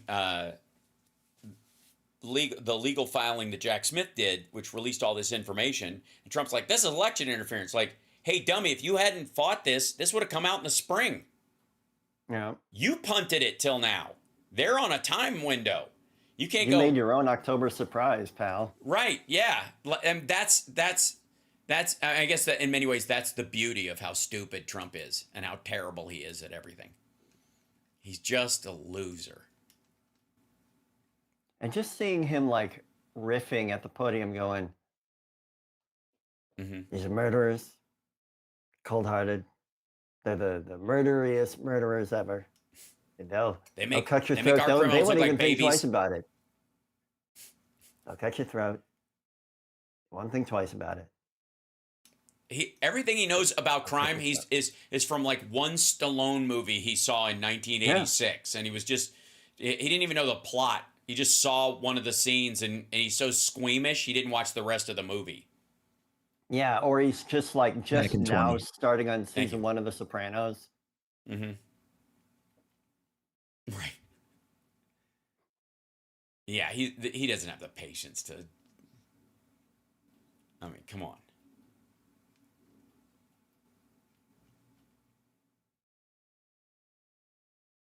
I can't imagine I am happy, you are happy, let us be happy together, whether the weather is cloudy or sunny. I will always be your funny honey bunny. I am lucky, you are lucky, let us get lucky together, whether the weather is cloudy or breezy. I'll be there to say, hey, come on, let's take it easy. 'Cause isn't it nice to have the friends that you do? And isn't it nice that the sky is so blue? And isn't it nice to say I love you, chugga chugga choo choo, woo woo.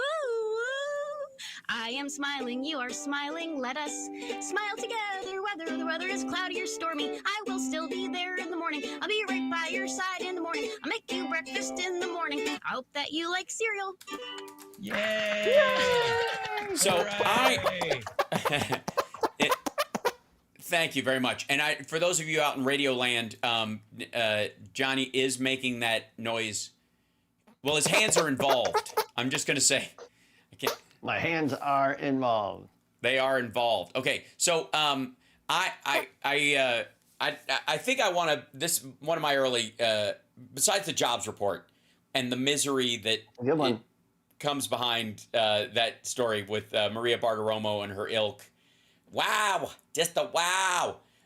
She reminds me when the jobs report comes out. There's that. Remember that dude who played the mega nerd in a lot of Malvert in a bunch of stuff where he's yeah, really. It was in 80s comedies. He was a character actor who did nothing but he played this super skinny nerd in everything. you'll recognize him. But he had this really panty voice. Yeah, that's what I'm gonna do. Right? Okay. He sounds exactly like Maria Bartiromo. If I didn't know better, I would think I would congratulate him on his transition, on her transition. Besides the joy of listening to her voice go, wow, every time the jobs market is better than expected because of Biden. And for those folks that were like, they revised down the jobs 818,000 over the course of a year to year. That was, monthly. There were more jobs, like, maybe 10, 12,000 added, depending on different months in different areas to, over the course of a year. And they revised it down 818,000. Do you know what's really fun? You know what the best thing about that piece of news is, Johnny May? You know what the best part is? What's that? Is it even revised down by 818,000 jobs, Biden still beats Trump.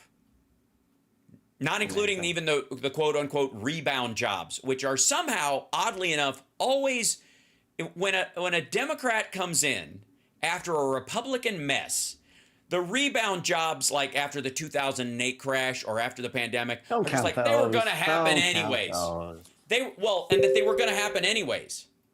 And to quote Michael Cohen, when he used to work for Trump, says who? Says who?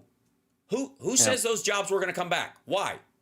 What guarantee do we have when a pandemic or a great an economic strike against our entire country happens, that they're just automatically going to come back? That it has nothing to do with management?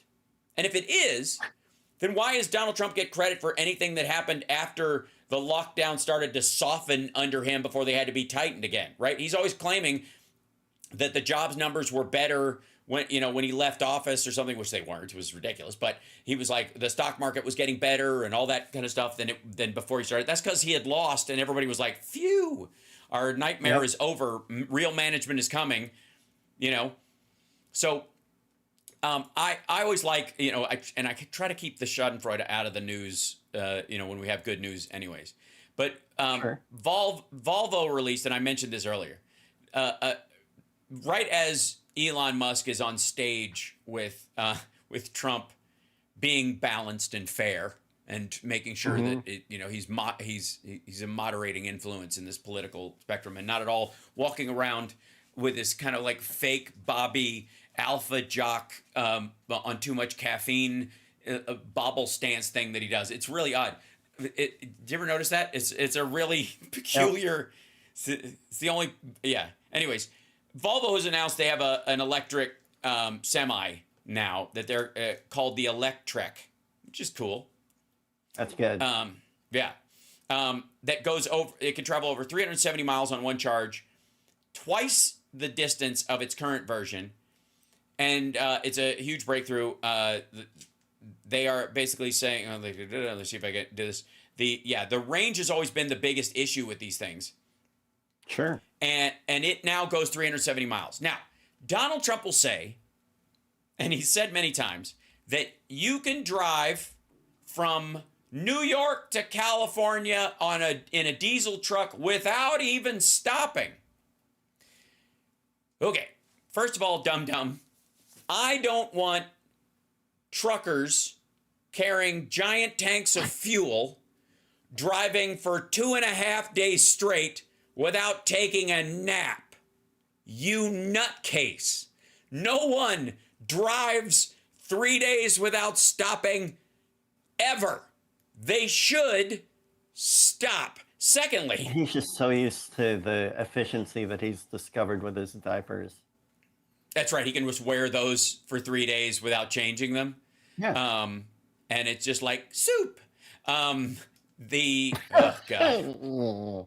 That's why he always has a brand new suit. They're like toilet paper. They just tear the suit off like that. This just one. Tear the back off. Right. So let's say depending on how fast you're going, and hopefully if you're carrying a giant load of inedible animal blood, which is my favorite thing to see on the back of a tank. on it. You ever see those tanker trucks? And one of the things you can see on it sometimes. There's an animal blood label? Inedible animal blood. Inedible animal blood. Yeah, watch for it occasionally. You'll see, like, if it doesn't say milk on the side of it or something like that. Yet another good instrumental song title, Inedible Animal Blood. Yeah. It's when Slayer goes vegan. They're gonna that'll be the name of the album.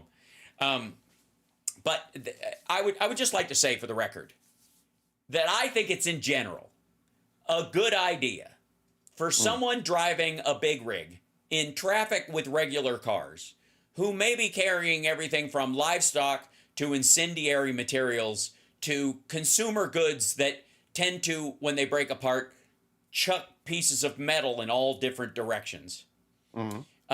Maybe even that contain lithium-ion batteries at the same time.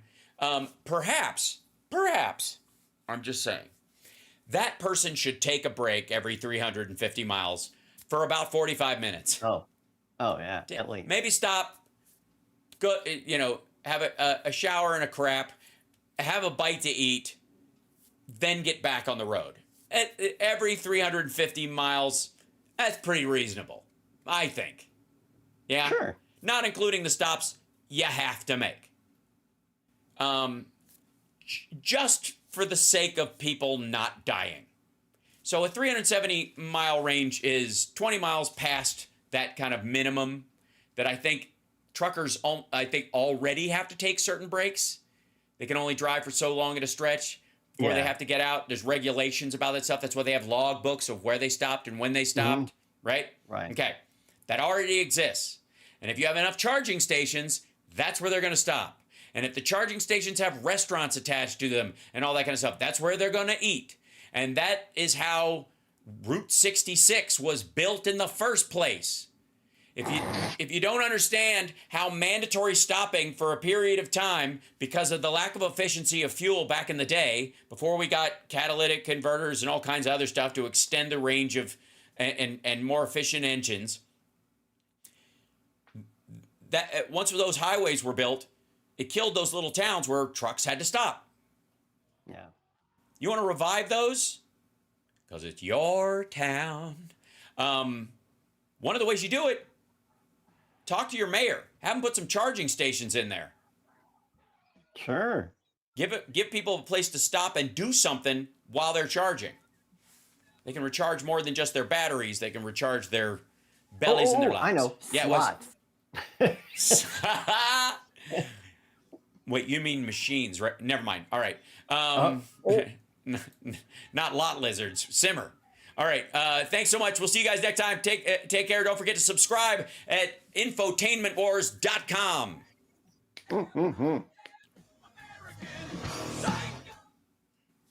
Thank you, Chicago.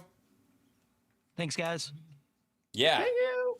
Wait, I gotta say, the show zips through anyways these days because compared to like my live stream, which also blazes by a lot as well. I'll look up and I'm like, Jesus Christ, I've already been on for 2 hours. It felt like 20 minutes to me. I'm sure the audience feels differently. Very similarly. Jesus, Hal, come on. I Oh got my shit God, to do. he's still talking, this guy. Oh, my favorite is when I do one of the Trump rallies or something longer, and everybody's like, "He's still on?" Like, yeah.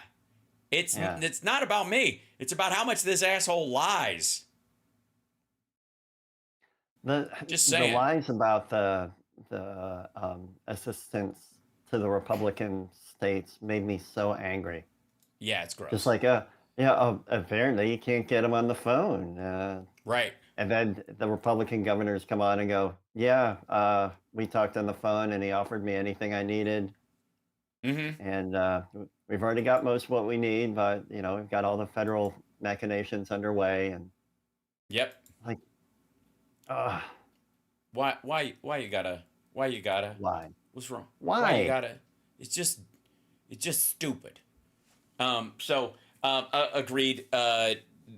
And by the way, it's failing too, because again, Pence, listen to me. Kemp is more popular in Georgia than Trump is. Sure. And like Kemp at this point is not voting for Trump. He's not going to say it.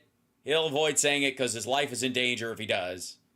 But I got to tell you, folks, that dude he might not vote for Harris, but he's definitely not voting for Trump. And everybody in Georgia knows it.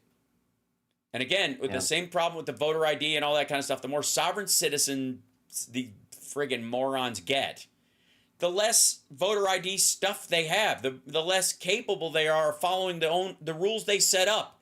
Because they think, I should be able to barge in here and say, I'm America, I'm going to vote. Right? And everybody else, like, that guy can't vote here, he's got an accent. Like, no, he's a citizen. He's been living here. He's older than you. He's been living here longer than you have. He's just got an accent because of where he was born or because of his family was born someplace else and they've got an accent. Right? Madness. Yeah. So, anyways, you're wonderful. Have a great day. You. Take care of yourself. And hopefully we're going to try to arrange a Chicago, like, get-together thing, like, you know, a live stream / radio show thing. Oh, yeah. That would be fun. Sometime this fall. It would be fun. Very fun. It won't be before the election, but it'll be, you know, it'll be a victory lap. If you know what I'm saying. Right on. I'm ready. Because that's what's going to happen. That's what's going to happen. He's going to lose and lose badly. It's going to be amazing. Hal doesn't believe he can get burned out, Jerry says. No, I'm very aware I can get burned out. I just take measures to make sure that I don't. And I can get tired and exhausted. I think everybody can, doing whatever they're doing. No matter how much you love it, you can burn yourself down a little bit. But I want everybody to know that the important thing is that I take time for myself and don't meditate. Whatever you do, do not meditate. Meditation is one of the worst things you can do for yourself. It's the seed of so much sickness. I don't know if it is worse than high fructose corn syrup. Meditation, meditation. I will say that what most people think of as I read it meditation in a Scientology book. That's right. Psychiatry and meditation are the worst things you can do. What you really need to do is hook your nuts up to a car battery, and every time you lie, it goes bzz, right.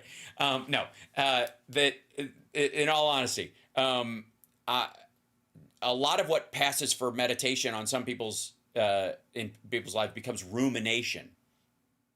Yeah. And what they do is they ruminate on the positive phrase like, I'm not an addict and an asshole. I am not a loser or whatever. And what they meditate in the negative, or they go, I'm a winner and I'm a winner, and their brain's going, no, you're not, no, you're not, no, you're not. And it creates this rumination instead of just, emptying the mind meditation, where you just bat away all thoughts. Right. Which is really and meditation with that's why a lot of people have had success. That's why transcendental meditation is why Jerry Seinfeld does it, and a bunch of these people do it, because they get a mantra that isn't English. They don't know what it means. Yeah. So it can't screw them up. Even if somebody translated and say, "Oh, what you're saying is, I'm winner chicken dinner," like is what you're saying over and over again. It sounds really nice in because it's from Sanskrit or something, right? Or it's like a Chinese tattoo that you don't know what it means. It looks cool. Right. Oh yeah, those are the best. Yeah. But the idea is you don't need a phrase at all. As a matter of fact, any phrase is going to go against, especially the more you need the meditation, the more you need that kind of break, the more even your positive affirmations will be heard in the negative by your brain, and you'll go bullshit, bullshit, bullshit, bullshit. And what you're really meditating on is the word bullshit over and over again. So that's really good. But anyways, Nam Myoho Renge Kyo, absolutely, Cosmic Rose. So the Nichiren Shoshu Buddhists, which are all over LA, say Nam Myoho Renge Kyo. That's one of the things they build. You build a little altar, and I dated a girl back in the 90s who was into it and that kind of stuff. So I went to a couple of meetings, because I'm not a ride or die in that situation, but I'll, does the car have a back seat? I'm not willing to die, but anyways. So she was really cute. So anyways, so I went to a couple of them, and I was like, I get where you're going, but I'll take. How about how about I just become a Shintoist samurai or something, and we'll just call it quits. But they all say Nam-myoho Renge Kyo. They have no idea what it means. I don't even know that I do at this point. I don't even remember what it's supposed to mean. Why would I commit to that need or whatever? But the way it helped was it could mean whatever it meant. It meant better than whatever you would have thought up on your own. Yep. Right. You can get a mantra from the internet. Yes, you can. You can ask ChatGPT for a gibberish mantra that will help you focus. It'll give you one. That'd be delightful. Yeah. And so I'm a heathen with Taoist leanings. Well, again, Tao is just the way, and the way is beyond your control, and so therefore you try to be in flow with it, like the river and that kind of stuff. Okay, that's cool. Means different things to different people, and so there is no path. That's where you get to, if you meet Buddha on the road, kill him because he's not really Buddha and that kind of stuff. Yeah. But to me, like, all you got to do is disconnect from whatever that is that's burning you out, even if it means connecting with something else. And I find that this is where ADD and ADHD, as it would be diagnosed probably in me at times, is actually better because I can do other stuff. I can write music, or I can play guitar, practice guitar, or something like that. But if that's burnt, if I'm at the edge of that, then you can go just, I don't know, snowboard. You can, it's beyond hobbies though. I would say I can write jokes, or I can write scripts, or I can work on the show, or I can make graphics for the show, or something like that. It gives me, it's like, was it Gandhi used to thread cotton? That was his thing, that he would spool cotton. He had a loom with him at all times or whatever, and he would make thread, and that was his way of meditating. It was actual work. He was doing some work. Yeah. And the Buddhist monks always talk about moving meditation, which is what Tai Chi is and that kind of stuff. That's better, I think. That's the way to go. And you can moving meditate anywhere, and you can walk in prayer, and that's what I do. So I try to be, I'm described at least how I want to be. Did you ever read Illusions by Richard Bach, Johnny Million? It's one of my favorite kind of like sideline spiritual books. A lot of people will go with like The Alchemist or something like that. Okay. It's about a guy who's a pilot. He's a barnstorming pilot. He flies around in a little like an old single engine biplane, and he lands at state fairs and gives people rides for a living. This is what this guy does for a living. He flies from state fair to state fair and charges $5, and he meets another pilot who turns out to be the Messiah, who quit because he was sick of solving everybody's problems, and they didn't get it. He didn't understand they didn't need him, and he was just an example.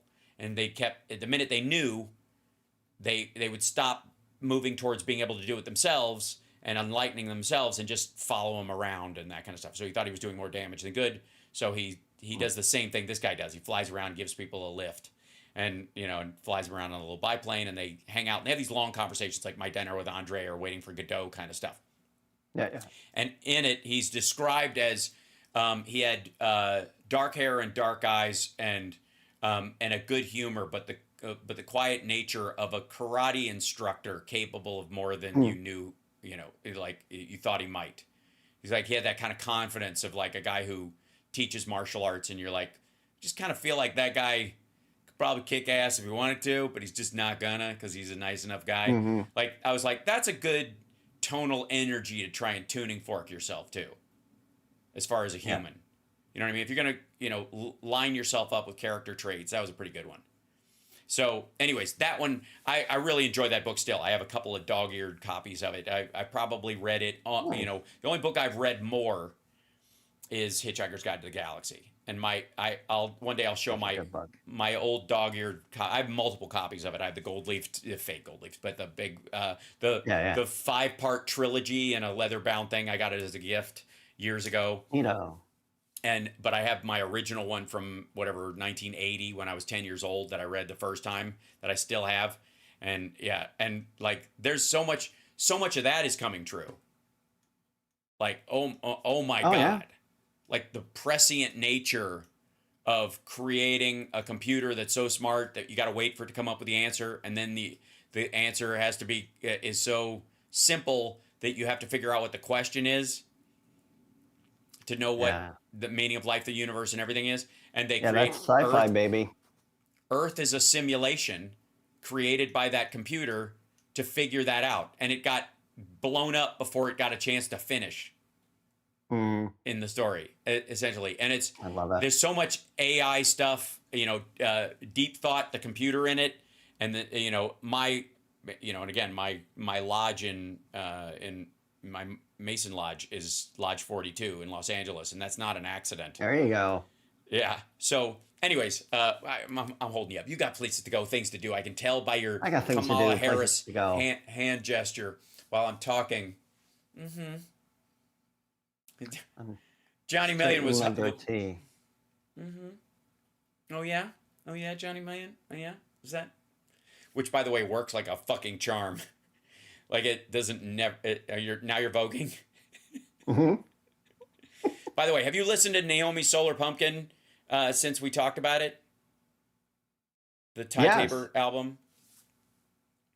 I have to say, I Had to Move, which is the opening song on it. I love that song.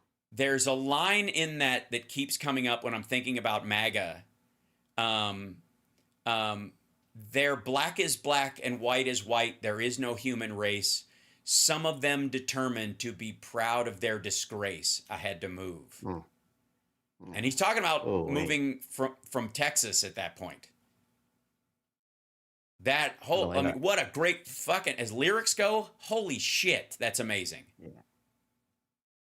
They're black is black and white is white. There is no human race. Some of them determined to be proud of their disgrace. I had to move. So, like, I'm getting goosebumps just thinking about it.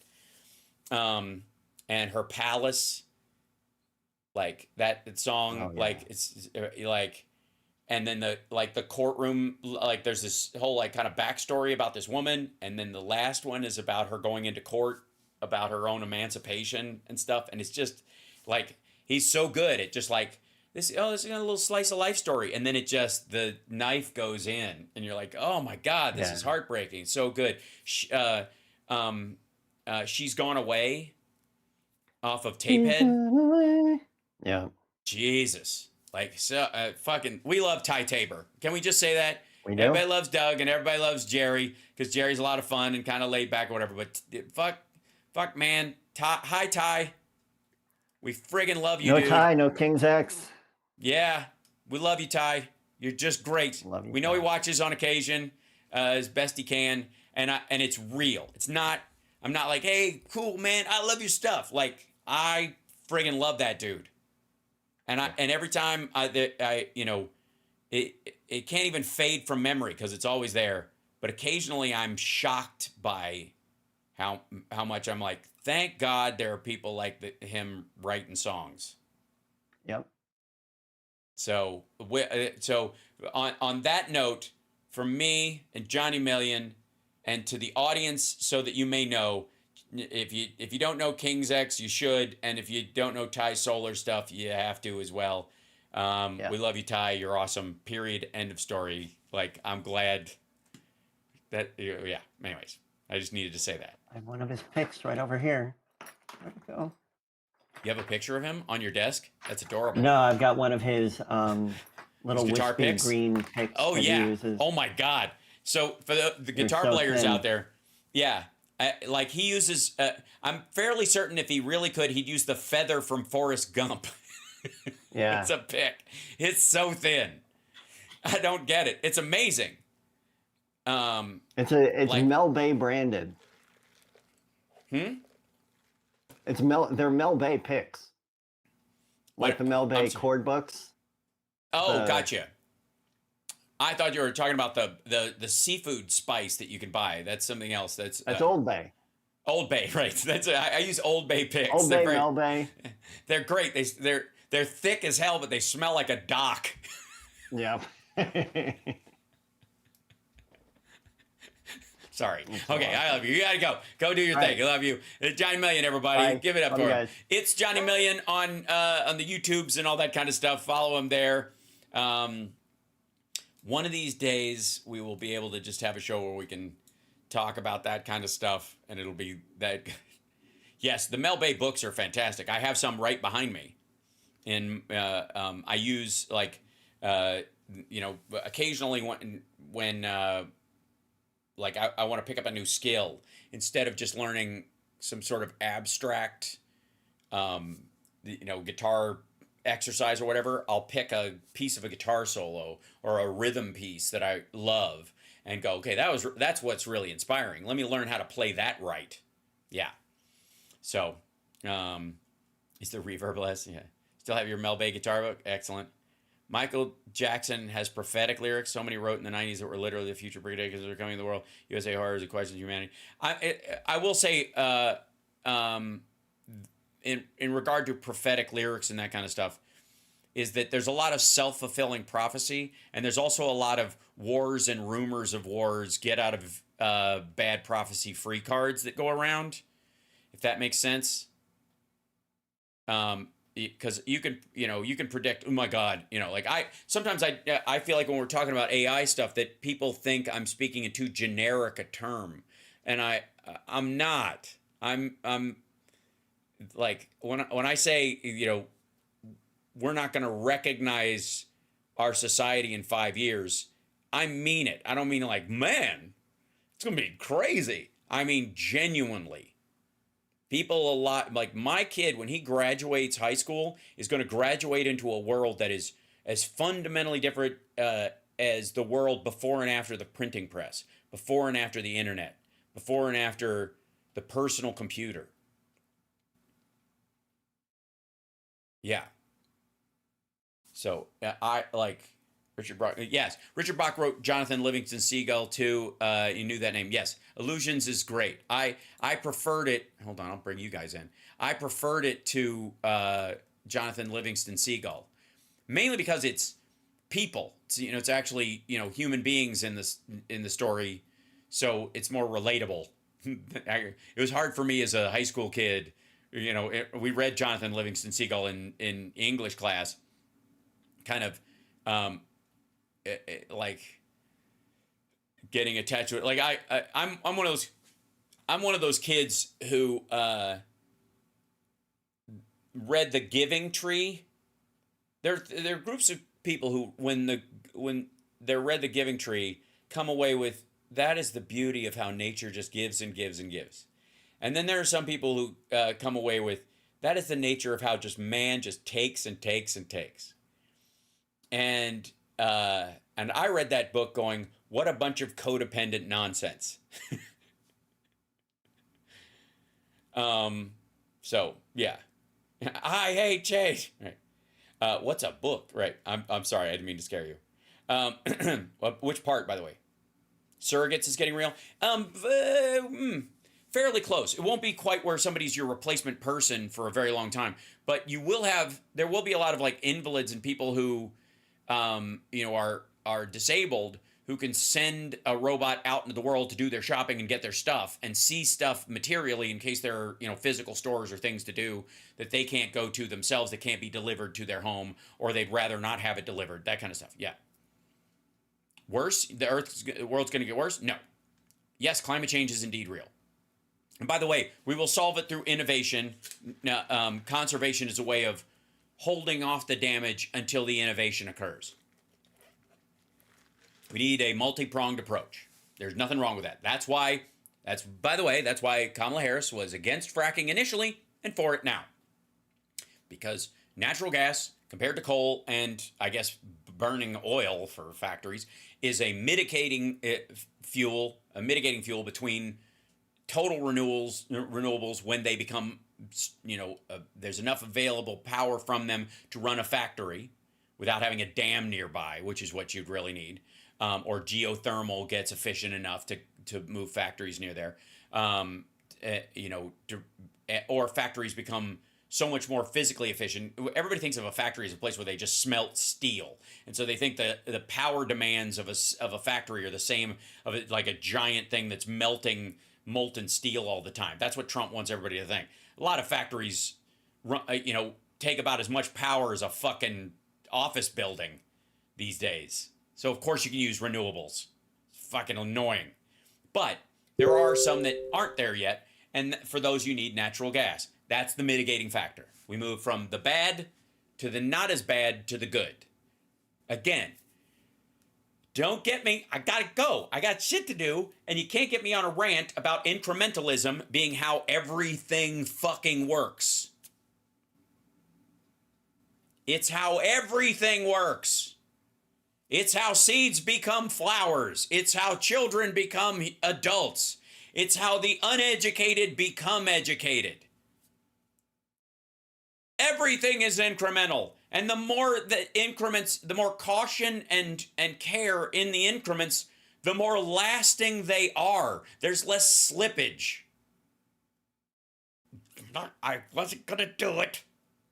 I wasn't going to. You know, I almost got out, and then you dragged me back in. You dragged me back. Why are you doing this to me?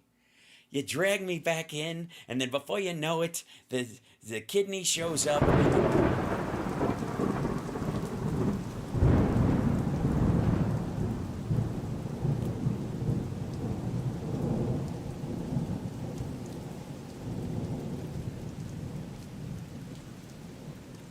The kidney has a very special place in the heart.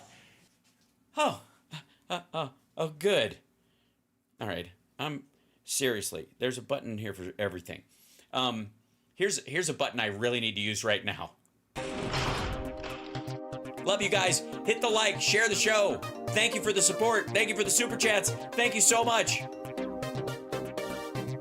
Please think about becoming a Patreon subscriber, and if you're not subscribed, subscribe on the YouTube. Help us get the numbers up so that these idiots have to take me seriously. The only reason I'm not on these debate shows and why people don't reference what I'm doing is because my subscriptions are low. They're scared of me. They know the impact I'm having, but they can always point to the numbers being smaller, and so they don't have to care. Vote with your subscription. It's free. Unless you're on Twitch, in which case it does cost money. But if you have Amazon Prime, it doesn't cost you a dime.